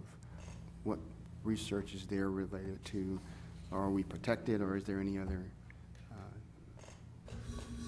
Sure, Mr. Zerk could step in as well. When we've done abatement, similar, certainly not under this kind of ordinance, but when we've done abatement before, abatement of removal of items of value, we have had to store those items previously, document what we have taken, store, allow for recovery of those items, and the circumstances vary greatly. So the details of something like this, when we start talking about clearing out an entire property of hoarding items, it obviously it magnifies the situation. But I can tell you where we have taken items before, whether it was left in right of way or something of that nature. We've had to store those items and allow for recovery. And just to piggyback on that answer, I think I'd also make sure and reinforce the notion that the actual city remediation of the issue is a item of last resort as far as the city is concerned. All of this is going to be focused on remediation by the property owner, if at all possible, through the courts or otherwise, or through the system of networking that we're able to put together for it. But we did anticipate in an extreme situation, there is the very real possibility that we would have to store it, may have to store it while the individual is in some sort of a recovery mode. But with the sensitivity of the fact that by the very nature of the person we are dealing with, everything in that home is of value. Brings up, if we are mitigating, who determines the value for storage? Who determines which piece of article or item warrants storage and the others warrants disposal? If it reaches that extreme. Everything that reached the level above what was clearly trash that they had just left on their property would more than likely be stored. All the ladders.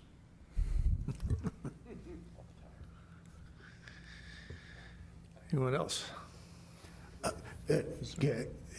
One exception to that, because if I let that go, the chief will whisper in my ear. A number of times, hoarding situation involve live animals. And that's an area that remains to be addressed if this occurs. But I think I've seen a couple of shows relative to this, and unfortunately, that is one of the items that hoarders get into, and here comes the chief to help me out of this. I'm not going to whisper in your ear, but, and you've probably seen, news stories. There's certainly been lots of local situations where, they've gone into a residence and the individual has 100 cats. And unfortunately, in those hoarding situations, many times, and unfortunately, our animal control folks have seen some of those out here, not to that extreme, but the animals have become ill. The hoarder can't take care of them. And so, in the residence, you're finding animals that are either very sick or some of them have died and the carcasses have not been removed and that sort of situation. And so animal control would be involved in, the humane removal of the animals, but then also, allowing the individual to keep the legal number that is allowed by our current ordinance, and then adoption for those that we would take out of the home. But you see situations like that. In Kansas City, there's been a number of really high-profile news stories, where individuals have hundreds of animals in their residence. Yes.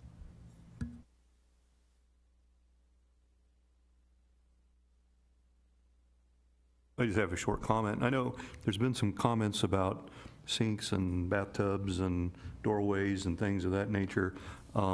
If you ever watch that show, Hoarding, and really see a hoarding situation, what it is it's not dirty dishes, it's not unfolded clothes, it's things put in places that aren't intended to be put there. And maybe some of the wording could be written in there that a sink is being used for its unintended purpose, a bathtub is being used for their unintended purpose. These people typically don't have a place to take a bath or a shower. They barely have a place to use the bathroom. So it's not being sloppy or being lazy or being dirty. I mean, it's really using a home for its unintended purpose. So I don't know if I'm not a legal expert, but if we could maybe that would help maybe some council people clarify some things. Well, I know there's been a lot of work done on it already, but is there any way that we can bring this back at a later work session with some of the suggestions that were made here tonight? Because there's a consensus, I think, that people would see this of value, but not in its present format. We'd like to trim up some of these definitions, address some of the issues we heard here tonight, bring it back to you all in work session format before it appeared as an ordinance. Okay. All right, thank you. Nothing else, we'll move on to another item of a hoarding nature, vehicles on residential lots. And Mr. Carteret, you want to, or Mr. Fearborn, you want to direct Mr. Carteret? Very good, sir, thank you.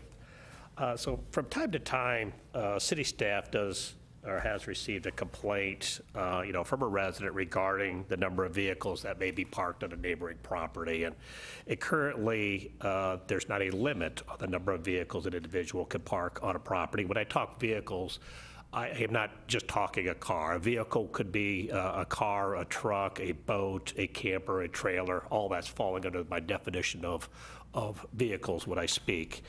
So we don't currently limit the number of vehicles an individual lot can have at any one time.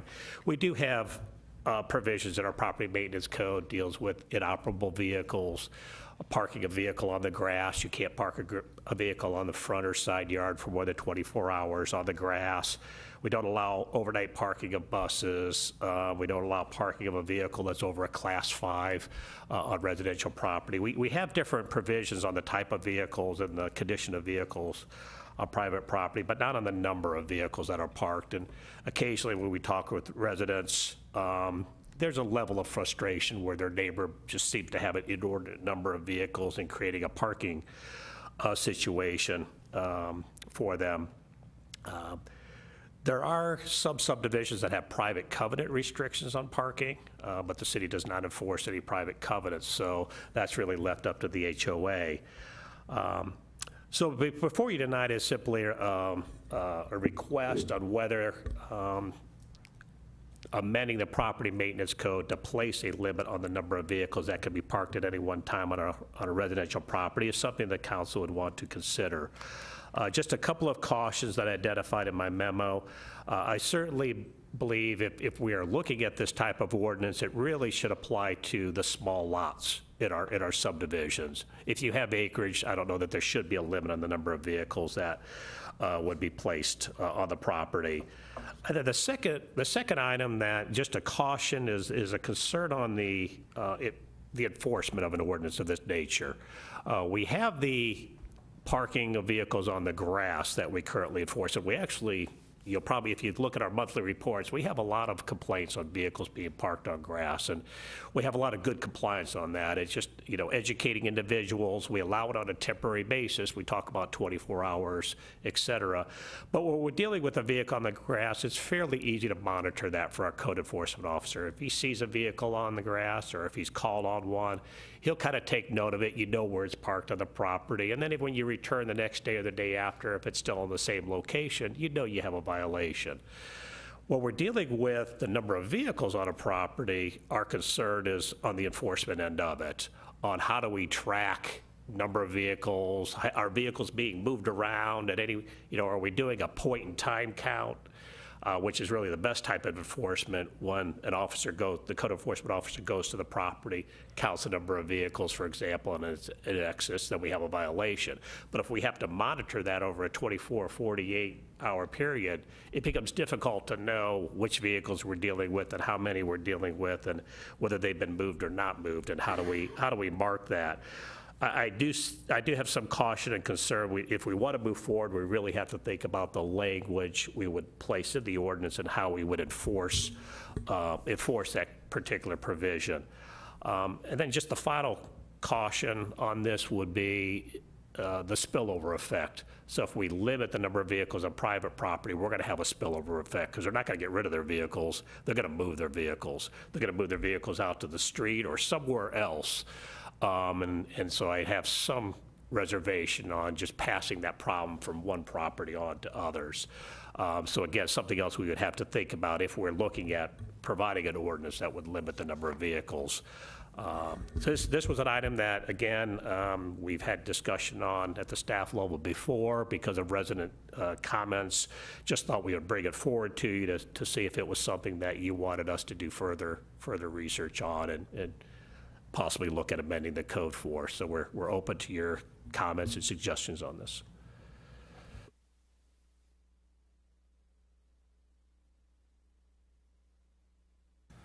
I spoke with Mr. Carteret about this about a year ago, and this has been an ongoing matter. The entire subdivision of Silver Lake is paying attention to this tonight because of issues that have occurred in more than one residence in Silver Lake. And I spoke before and made a presentation before the Planning and Zoning Commission in February, making recommendations. The sheet I'm passing around is a single sentence recommendation for the property maintenance code. It's consistent with my February proposal and not inconsistent with staff's recommendations tonight. It deals with section 545.431.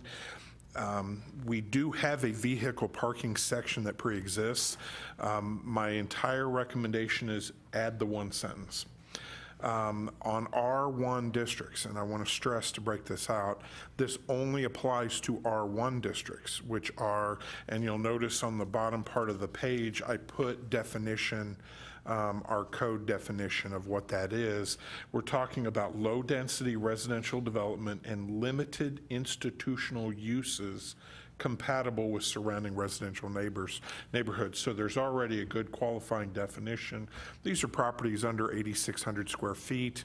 The long and short is most driveways are only can hold about 4 to 6 cars. Now, Silver Lake, for example, when I drove around, I was looking, what is the maximum amount of cars a person could park in their driveway appropriately? And I reached the number of 8. Even with a 3-car garage, you have some limitation there. We have some homes that are old enough you can pull around, long driveway, pull around and park underneath, and that's where you get the larger driveway space.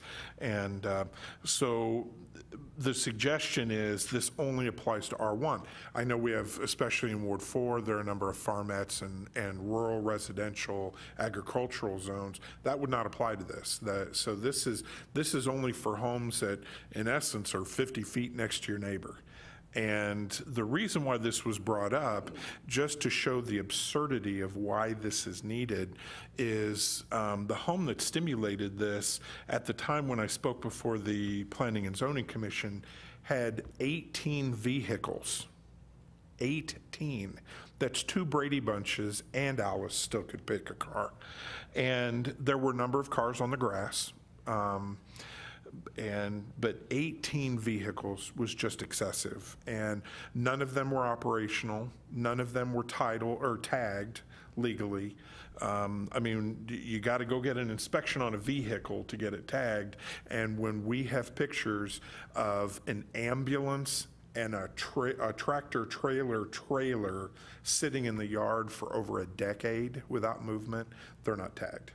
And so we have, the Silver Lake Home Association is really asking the council, please do something about this. This has grown excessive. The amount of animals that are living in these vehicles are noticeable and are dangerous both for our surrounding community and neighbors. The neighbors actually wanted to come up tonight, but I explained to them that's not appropriate here. But no more than 8 vehicles may be parked or stored outside on any lot or parcel. So this would not apply to cars in a garage. Only cars outside on the driveways alone. I know that our code also does have some language regarding, I think it's either 7 or 30 days for car. I was reading a number of municipalities, including the city of Raytown and Independence, so I might have been confused on that. But the concern that we have here, and the reason why the R1 is that our code only allows, and the additional photos or papers here, only allow car storage on M1 and M2 designations. That's industrial property. So in essence, if you have 8 or more cars on your property, you're a salvage yard. You're not a residential home. You're defying the very definition of the zoning itself, and that's why this is of concern. And so that's why that's why we limit this to R1. I do want to point out, when I looked at Raytown and Independence, the interesting thing about Independence was they classify, if you have this number of cars, you are in their industrial group, and even then they limit industrial companies to only having 30 cars. So if a homeowner in Silver Lake can almost hit what Independence counts for industrial parking, that's a severe problem. This, again, this does not infringe on anybody's ability to have their own cars. 8 cars with a single family home. So multifamily, for example, would not apply to this. So there are enough things covered here and enough restrictions that it should not interfere. But, and yes, touching briefly on the risks, I mean, I know that there would be some people, and we've had issues with another resident in Silver Lake who just merely moved the cars from a high concentration on the street and spread them out. But the city has been addressing that as well. Yes, some of these cars could potentially end up out in the street, but our property maintenance code deals with regulation of street parking. So again, if they do that appropriately and follow our existing code, it should be fine. But this is a pretty significant need, and I hope all of you would consider it. Mr. Keller. Thank you, Mr. Mayor. And I couldn't agree more with you than what I do. When I was reading through this, I've been working with staff on an issue in my neighborhood. The question that I would have, and I've read this in somewhere, and I don't know if it's the memo that Chief Zimmerman put together or somewhere. But my question is, and I appreciate what you got here, 8 vehicles. I'm going to ask the question: what constitutes vehicles? Is that let's nail this down, because the problem that I've been dealing with, or the issue I've been dealing with, is trailers. Mm-hmm. You know, that is a vehicle. That's a vehicle, in my opinion. But I don't want to assume that our code does have a definition. Yeah, that's what I thought. So I want to make sure that that is addressed, because I can show you the house that I get complaints from. Their driveway is full of trailers to the point where they can't park all their cars in the driveway, so now they're stringing them down the street. The complaints come from the other neighbors. They don't like that. They don't want those cars parked in front of their street. They don't like them parked out there, so they can't back out of their driveway. They park too close to. I've heard all of the concerns. I've heard them all. So I just want to make sure that that is implied, that it's more than just a vehicle with an engine and a license plate, headlights, all that. Trailers are vehicles, in my opinion. Yes, the definition of vehicles would incorporate trailers, boats would be a vehicle, motorcycle would be a vehicle. It's all encompassed under that general term. Thank you. A couple of questions just for my information. In your list of current restrictions, vehicles have to be registered and licensed, or they're against the current restrictions we already have. Is that correct? That is correct. Okay. In order to be, otherwise they're considered inoperable. Right. Can vehicles be parked across a sidewalk, like at the end of the driveway blocking the sidewalk? No, they cannot. Okay. So if the vehicles have to be operable, it sounds like the 18 that Mr. Moorhead was talking about already is restricted in the city. So I don't know how many of the 18 that they had are actually licensed, registered. You said some of them weren't registered. So those already are against code. Hate to be negative, Nellie, but I'm strongly against this as well. I don't think it's the city's business at all to tell anyone how many cars they can own. And I know we're really not saying how many cars you can own, but people are just going to park them down the street. And I don't know how that really is solving the problem.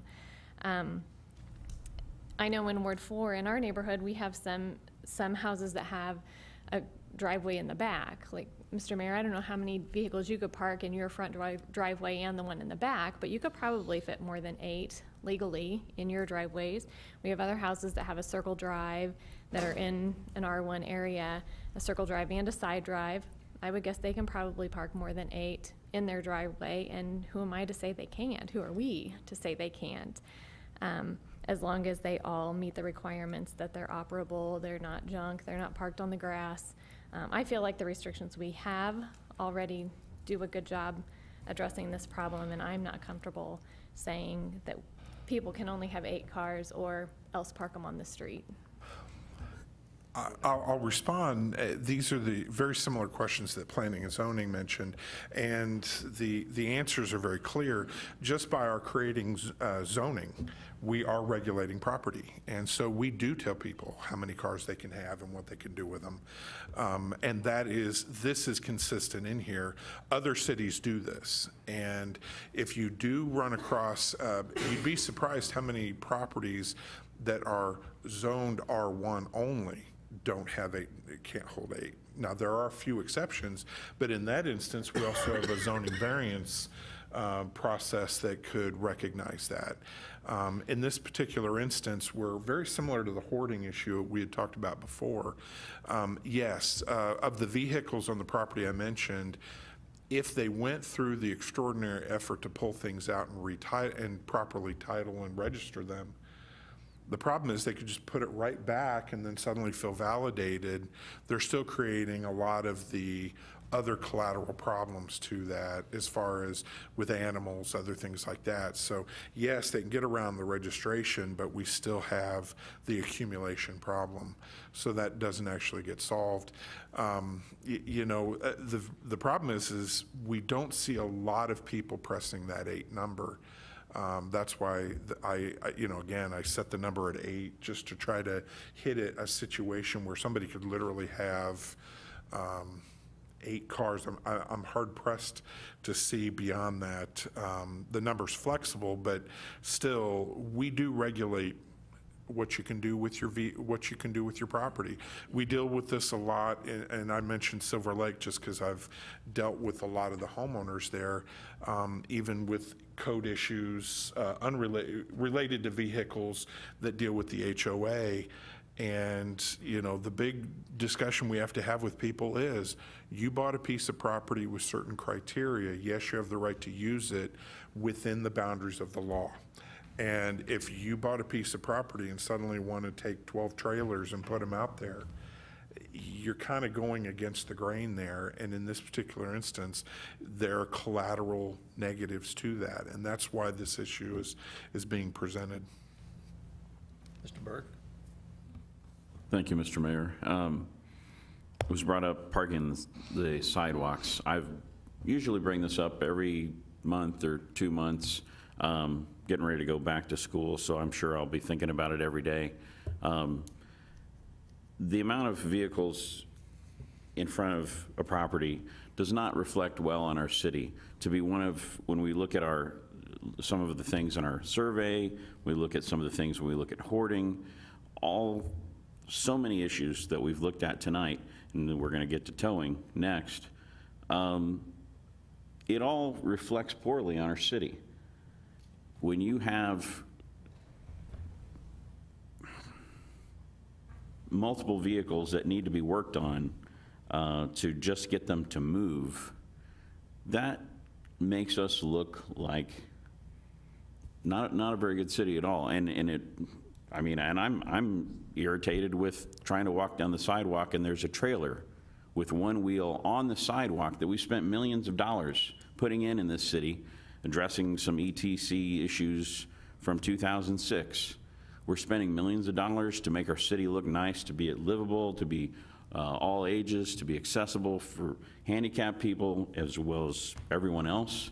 And we're going to have vehicles blocking our sidewalks legally in their own driveway. You're not supposed to park in that end of your driveway, but we all do. We need to enforce the parking in the sidewalk more than we do. I'm about to the point where I'm going to start writing down addresses every day as I go to work and pick different streets to drive down every day, because I really thought about this enough that I thought about, I've got the summer, I can drive around my ward and see how many vehicles are parked on the sidewalk. I have a friend that came up with a creative way to try to park them in his yard, and I don't really think the oil going into the groundwater, going into our lake, is really helping our city either. 8 vehicles is a hell of a lot of vehicles, and I know that when I have 3 teenagers that drive, I'll be pushing that, but I will vehemently support this. Mr. Berenson? Thank you, Mr. Mayor. Two questions here. First, what is city staff? Are they supportive of a number? Or is that something that needs more thought?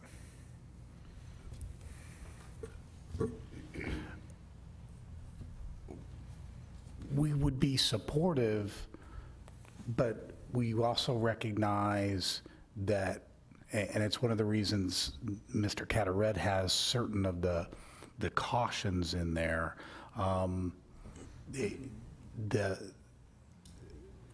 We're going to need to flesh out the back end. One of the items that Mr. Kellogg brought up, a home that they fill the entire driveway with 8 trailers, and then they use the street to park their cars on. Well, you can legally park on the street. So is the next step going to be, we're not going to allow registered legal vehicles to park on the street if it's a spillover? Now you're getting into some touchy areas, so staff would want to take a good amount of time to come up with the impacts and a fair way to address impacts. Do we have a number of homes in the city that have a lot of vehicles parked on them? Absolutely. One of the issues I know that we struggle with is we can't do anything about people who are parking their vehicles in the backyard. They can do anything they want in the backyard. So when they've got 18 vehicles are parked in the backyard of a home. So to that end, as a starting point, staff definitely recognizes the need to have some kind of a limiting factor. One of the follow-up issues with this one, as far as that is concerned, if they have 8 vehicles, they don't want to block a sidewalk, or they've received a complaint that they're blocking a sidewalk, if we don't do an addition to this that doesn't allow for parking in the backyard, they'll park 2 in their driveway and they'll have 6 in the backyard in some of these homes, especially if there's no restriction to getting there. So as staff has discussed this, there's going to be some other items that have to be addressed to make sure this works and works fairly for people, because if they're wanting to be in here talking to you all about the number of vehicles on a property, if we do anything to restrict a valid vehicle from parking on the street, I guarantee they'll be in here. The second part of this question, if we enforce the registration of vehicles, if we made all these vehicles be registered and enforce that, would there be a need to have a limit on vehicles? You know, the house at Silver Lake, if we enforce that those vehicles all had to be tagged, titled, and registered, that would solve that problem, wouldn't it? Well, again, from an application standpoint, and I'll bring up the specific mention I had talked about before, this is an individual who will pull right up in the front yard in the grass. And then codes will go out, the car will get moved, and then the next day it just comes back. This is a person that has no desire to move, or actually, even if he had to move them to register them, he's going to bring them right back. And so it's not going to solve the problem. I mean, I've seen some of those vehicles, and a lot of them are inoperable, aren't they? Oh, yes. So they wouldn't be able to register them? Or you'd have to title tow them. I agree, it would, but again, and I will say, back in February, I had additional language attached here that changed another section, that section A4, I believe, that required that parking in the backyard had to be on an impervious surface. I took that out for the sake of tonight, but that was to address the issue that Mr. Fairborn just mentioned. Because yes, people could just go out there and turn again their backyard into a salvage yard. But the key focus to this is to recognize the R1 district. I mean, you're talking about a single family home, but if based on with no number or limitation, I can go right now tomorrow then and take this council's guidance and go start a salvage yard at my house. I can run a commercial venture, call it a home business, and defeat the entire purpose of that zone. And we have zoning for a purpose. And so, while, the number 8 can be flexible, I'm completely open to the idea of, and respecting staff's recommendation and concern at the end, to say that, if parking is more than 7 days. For example, you can have a party at your house, you're not going to have 8 people stay 7 days. Things like that, so to set a time limit. And I'd be, part of bringing this up tonight is because I know we sometimes go over something and then table it to allow staff to kind of work on it. The purpose tonight was to present this as a motion to have council then go and address some of the concerns wrapped around it, because I respect the memo provided by staff, but it was open-ended enough that it never really gave a suggestion. It said, hey, we have some concerns concerns. This is giving us a starting point to build on those concerns to get to a resolution. Thank you. Mr. Fearborn? If the council is agreeable, perhaps staff could incorporate this and come back to you all at a future work session in the near future, and with how the ordinance might be able to look that addresses some of these issues. Yeah, basically take it to the next step. Give you all the opportunity again to hash these things out. Okay. Sounds like a plan. Ms. Abdelgawad, did you have something? My only concern with that is staff spending a whole lot of time on this when it seems like some of the issues that people brought up are issues that already are restricted based on our code. So I guess my concern is staff spending a whole lot of time on something that I'm not sure we really have a need for, because if the cars are inoperable, if you're owning a salvage yard, they're inoperable cars. If the cars aren't licensed, they're inoperable cars. If the cars need work to get them out of the driveway, they're inoperable cars. I also, yeah, and I think that it's not really gonna solve the problem, because they're gonna move them to the backyard or they're gonna park them on the street. So saying you can have 8 vehicles only in your driveway, I guess that says on your lot. Anyway, I'm not seeing how this is gonna solve the problem. That's just my 2 cents. If everybody else wants staff to work on it, then so be it. Well, and I would only respond, I respect the comment made. Again, the idea, though, is there are going to be instances where people will get them registered, but then that doesn't eliminate the volume of vehicles and the fact that it's defying the purpose of what the home is zoned for in the first place. That's why I keep the focus on the zoning part of it. But yes, people can abuse the process. That there's always going to be a few instances like that. But again, if you get them operable, like I said, without this type of language, I can reopen my old car lot and start selling cars out of my house. Because now I can, as long as I can get my neighbor to let me move them in the backyard, I'll set up a car lot there. And that's, so there, even if they're operable, there's still an opportunity to abuse our existing property maintenance code.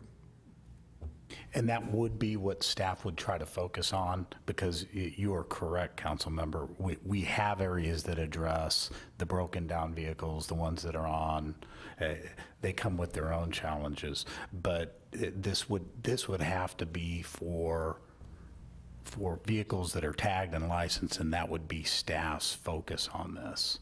So it brings kind of a different colored glasses to your next discussion for sure. Mr. Barber?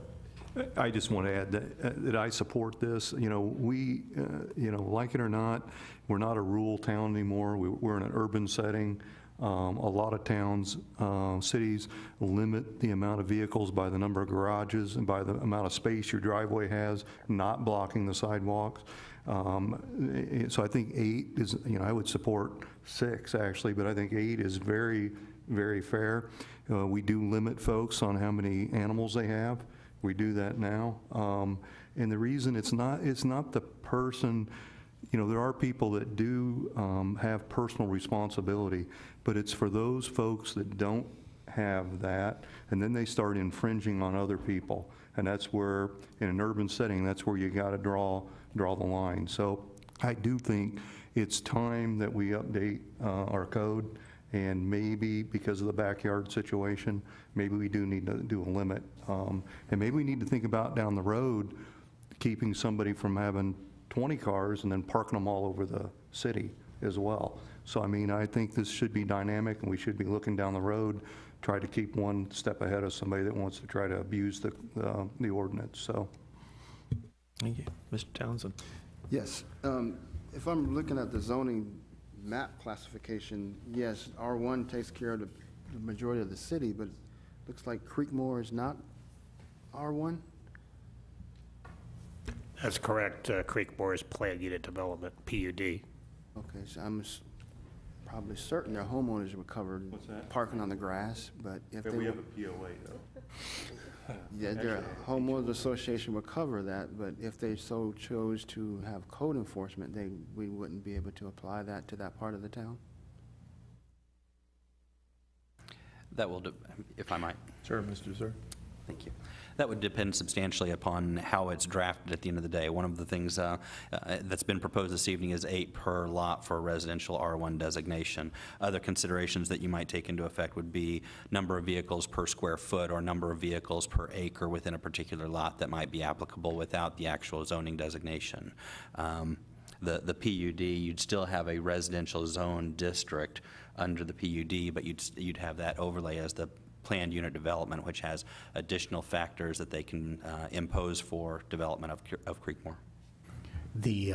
And again, all those sorts of items are things that have run through the staff discussions as far as any sort of limitations that are going to be put on this particular type of an item, and would all be considerations when we bring it back to you.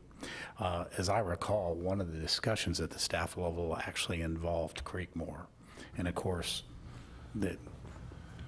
you can imagine HOAs are going to be infinitely more restrictive than we are in any given type of situations, but you have to plan for it. So. No, I was just approaching it from while Silver Lake is the one that has been the discussion this evening, the ordinances across the city. So I'm just looking at it from a perspective of equal enforcement and consideration. Absolutely, sir. Mr. Holman. I was just trying to help out. Councilmember Barber had been waving his hand for quite a while, that's all. Mr. Moorhead. And to dovetail off of Councilman Townsend's point, when looking at this, I had looked into the fact that the PUD overlay offers some additional scrutiny. The R1 is kind of the most vulnerable. I have driven around all 4 wards to look at examples. That's why I wanted to specifically rule out agricultural, rural, residential, and then we have some R2 and R3s that have collective parking where it's one location for multiple families to park, which could exceed 8, and therefore I didn't want to include those. So the R1 was to be the most restrictive in its application in relation to the population, the low density aspect of the neighborhood. All right. Well, sounds like you've got some more homework to do on that particular item, so we'll wait to hear back from you on that in the near future, right? In the near future. Okay. And the last item, well, possibly the last item that we have on our list is towing. Go ahead, sir. Thank you, sir. I would ask Chief Zimmerman to tee this one up. Well, I'm not sure I want to. Moving on. Other. All of the ones up to now have gone. I have to confess, in my mind, looking at the clock and knowing it's 9:15, I was trying to figure out a way to push this one into staff's consideration of the other one and get out of this, but I couldn't, so here we go. Well, and actually, there is very much a connection to the previous item because of the concern expressed by numerous council members that pushing the cars off of the property into the street will create a great concern because, people then will move those cars to the street. So in looking at those types of complaints that we frequently get of cars parked on the street for inordinate amounts of time, and I know that you all are familiar in every single one of your wards with those vehicles that you can tell have been parked there forever. And sometimes they're licensed legally, but you can see where the street sweeper has cleaned around it 100 times. You can see they were much more obvious in Kansas City because there was usually like things growing out of them and things like that when I towed a lot of those in Kansas City. But as we were looking at an abandoned auto type of ordinance to give our officers the capability, an ordinance to support either citing those vehicles or towing those vehicles that are never moved. We looked at a number of ordinances around the area, Kansas City's being the first. And there's nothing magical about the 48 hours that is in the Kansas City ordinance. What that gives them is the capability to ticket and tow a vehicle after it's been parked without being moved for 48 hours. And you will always hear us, you've heard me say it with regard to a lot of different things that we do on the police department in enforcement, that we're always going to seek voluntary compliance. So our first approach to anyone who has a vehicle that is parked on the street for an inordinate amount of time is to go have that individual move that car. The obvious benefits to something like this, again, to give us an ordinance to allow us to ticket and tow a vehicle that is left basically abandoned. And there's, I actually brought a copy of the entire manual from the state of Missouri on abandoned property, and that is a definition that's made by the state, is the 48 hours. If it's left for 48 hours without being moved, it's considered abandoned. I don't think anyone, least of all the council, would want to tell our citizens, if you leave a car parked in front of your house for more than for a long weekend, we would consider it abandoned, we would tow it away. That's not the point of this ordinance. It is much more about, those types of complaints, those types of vehicles that we see parked for long months and months and are never moved, or individuals who are attempting to circumvent that complaint process by moving the vehicle forward 5 feet and then backing it up 5 feet, those sorts of things. And so as we did research with regard to that, and there's a number of pros and cons, much like Mr. Carteret has done with some of these other recommendations. A lot of things that we would want to consider. Again, we would always seek voluntary compliance. The institution of an ordinance like this would give, and not to be flippant about this, but would give us a tool that would maybe encourage voluntary compliance, because if we have a citation that we could issue that we don't currently have, that would encourage those folks to move those vehicles off the street that are parked there for excessive periods of time. Kansas City doesn't, in their ordinance, doesn't particularly address the issue of when it's appropriate to tow. If you issue the citation, then do you give the individuals a grace period before you would tow that car, or issue the citation and then immediately tow? I would absolutely encourage in anything we would bring forward to you all that we wouldn't tow immediately, that we would issue the citation if the owner didn't voluntarily comply before we would ever consider towing either a period of time or a subsequent citation or a combination of both before we would do that. There are pros and cons, obviously, to something, at least to this discussion. We get a lot of complaints, and we respond on a lot of complaints about cars being parked, much like the discussion that you all have had here tonight. This car is always parked across from my driveway. I can never back out of my driveway because this car never moves. And again, you can see those cars in the neighborhoods that have never moved.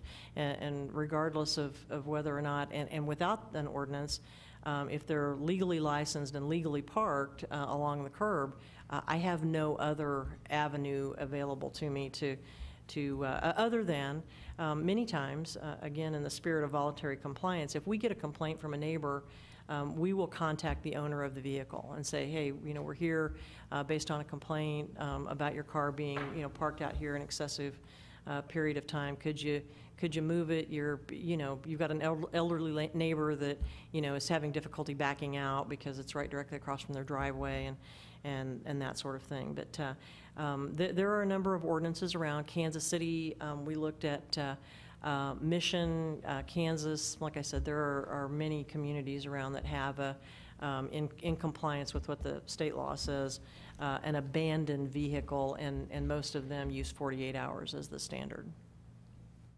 So I'm happy to answer any questions about where we might go with that, or presenting something to you all, at least with some wording that might address some concerns. You know, obviously getting abandoned cars out of the neighborhoods are going to make some people happy. It'll make other people not so happy if they're the ones who get the ticket. But again, the ticket would be further down on the steps of what action we would take, and certainly towing would be our last resort. Mr. Holman. I'm in support of going forward with that. I assume you would maybe do something along the lines of issue the citation and then put the brightly colored tow sticker. For those of you that ever had to remove one of those, that's probably the biggest deterrent to ever parking your car That's true. for a long period of time, is trying to get that sticker off of the glass. Never comes off. It does not. Ms. Oh, yeah. Abdelgawad. That's why the fine's only $25. I'm just curious, so why would we look at an ordinance that says 48 hours when we really are looking at weeks or months? What's the benefit of it saying 48 hours if that's not really our intent? Maybe you said that, but I didn't understand. And we keep coming back to tools in the toolbox. Interestingly enough, a number of the items that that Mr. Carteret or the chief have, we have a clear definition of what the violation is. Then we have a very clear fine that's associated with that violation. And the third step is we have the ability to remediate the problem if all that keeps happening is we fine, they come back into the court, they're wasting our time, they're wasting the court's time, but they keep coming in and paying this fine.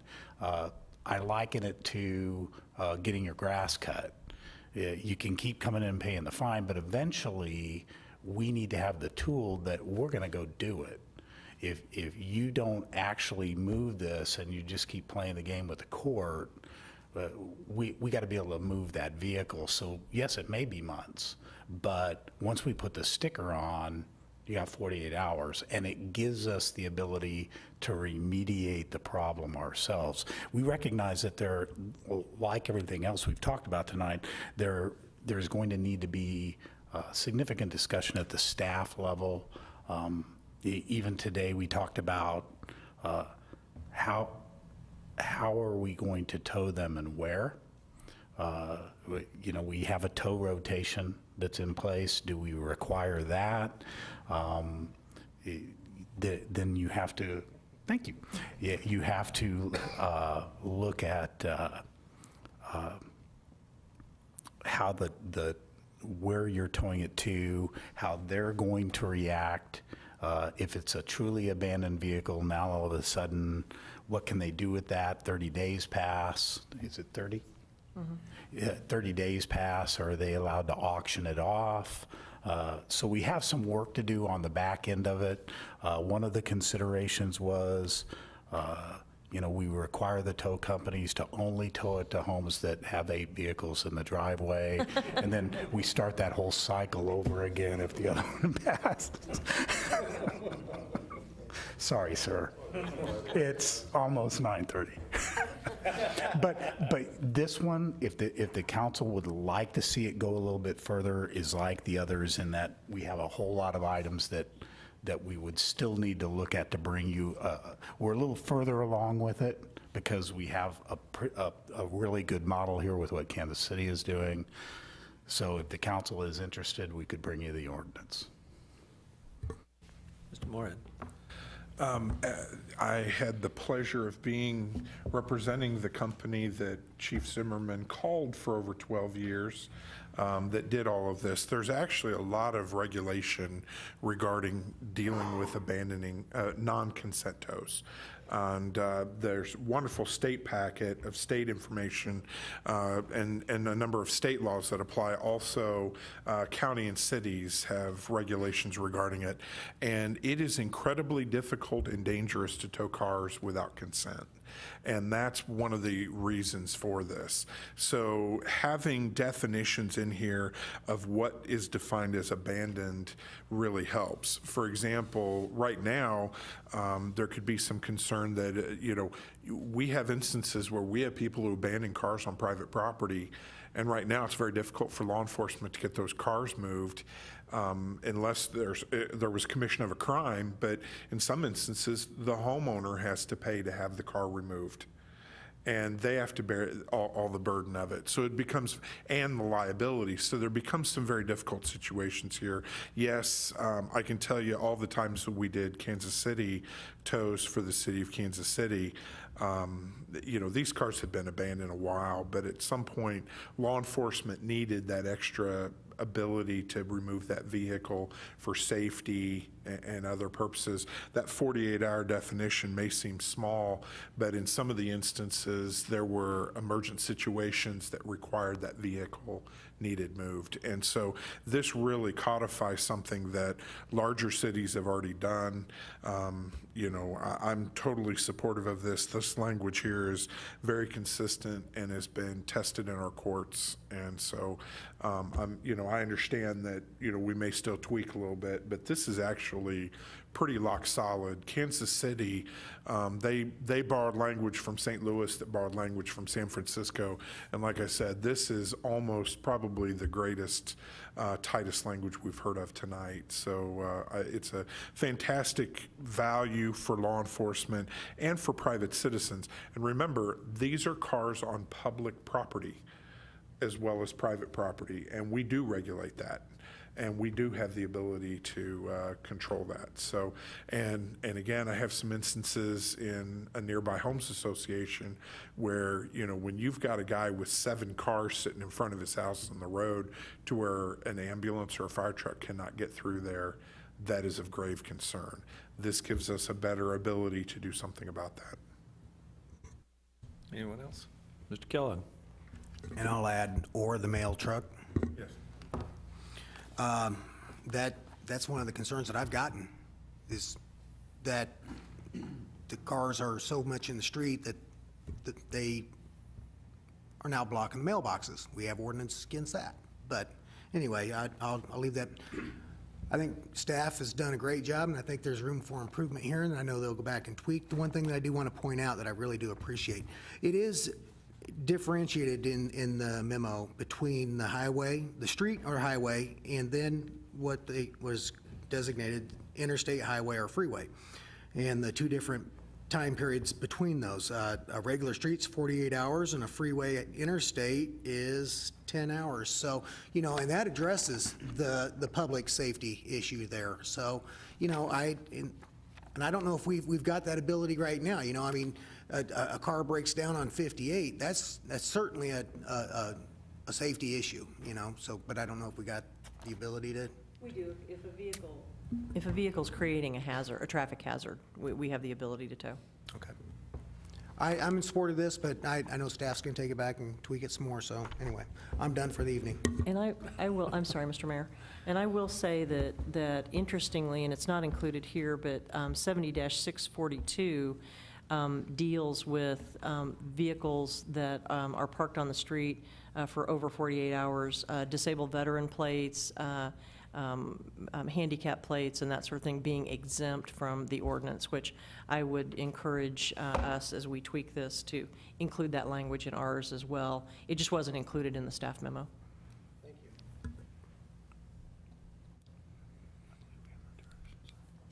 Okay. All right, good to go on that one. All right, so we'll move on to other. Is there any other items? Mr. Holman. I saw in the weekly report, maybe 2 weeks ago, we're sending out either preparing or sending out an RFQ for a study on the lights at the trail system. Is that correct, or is it done? Where are we at with that? It's on the street, sir. And that's just a request for qualifications for somebody to come back and give us an assessment on those lights. Is that right? That is correct. That is correct, sir. I have some serious safety concerns about putting lights on our trails. Kansas City has incurred 4 homicides, unsolved homicides, on their trail system year to date. They still don't have anybody in custody, and they really don't know what the cause or motive was. The Olathe system had I believe two or three sexual assaults about 2 years ago. I think that we are moving into this in a foolhardy motion, putting lights onto our trail and creating the attractive nuisance, to use the term that we heard earlier tonight. I think we should take the money that we set aside for those lights, that $100,000, and apply it towards putting the boardwalk back in at Hawk Ridge Park as part of the Geo Bond project. I think it makes more sense if we want to come back and revisit the idea of lighting the trails with a work session where we have Mr. Mustine come in and tell us what the parks industry and Missouri Parks and Rec has to say about it and what the chief has to say about it from a crime standpoint. I'm fine. But at this point, I think the more immediate need is the boardwalk that we promised the voters, and we would be foolhardy to move ahead at this point with lights on the trail system.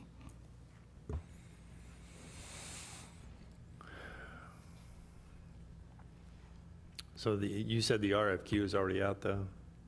It is on the street, sir. Okay. It hasn't been, there's no award. No award, okay. Is there any other thoughts on that particular item? Okay. Well, thank you. I would ask that it be put on our next agenda for a budget amendment, sir. A resolution for a budget amendment, is that what you do? Budget amendments or ordinances, Ordinance, sir. okay. Mr. Moorhead? Yeah, I would like to, before the RFQ is accepted and we go ahead and hire somebody, I would like to have some discussion on that, just from the standpoint of where we can hear any merit for or against.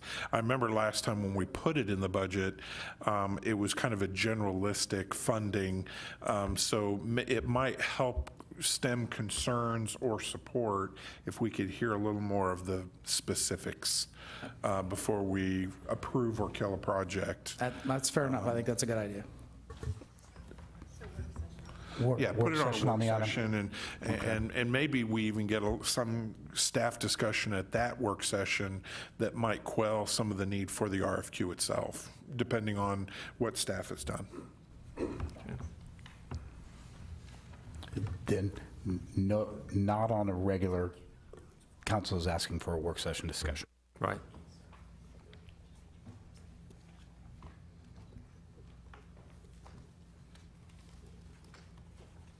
Anything else? Mr. Fairborn? Not wanting to generate any more conversation at the late hour, but I would like y'all to know the one-way on the circle has been successfully implemented.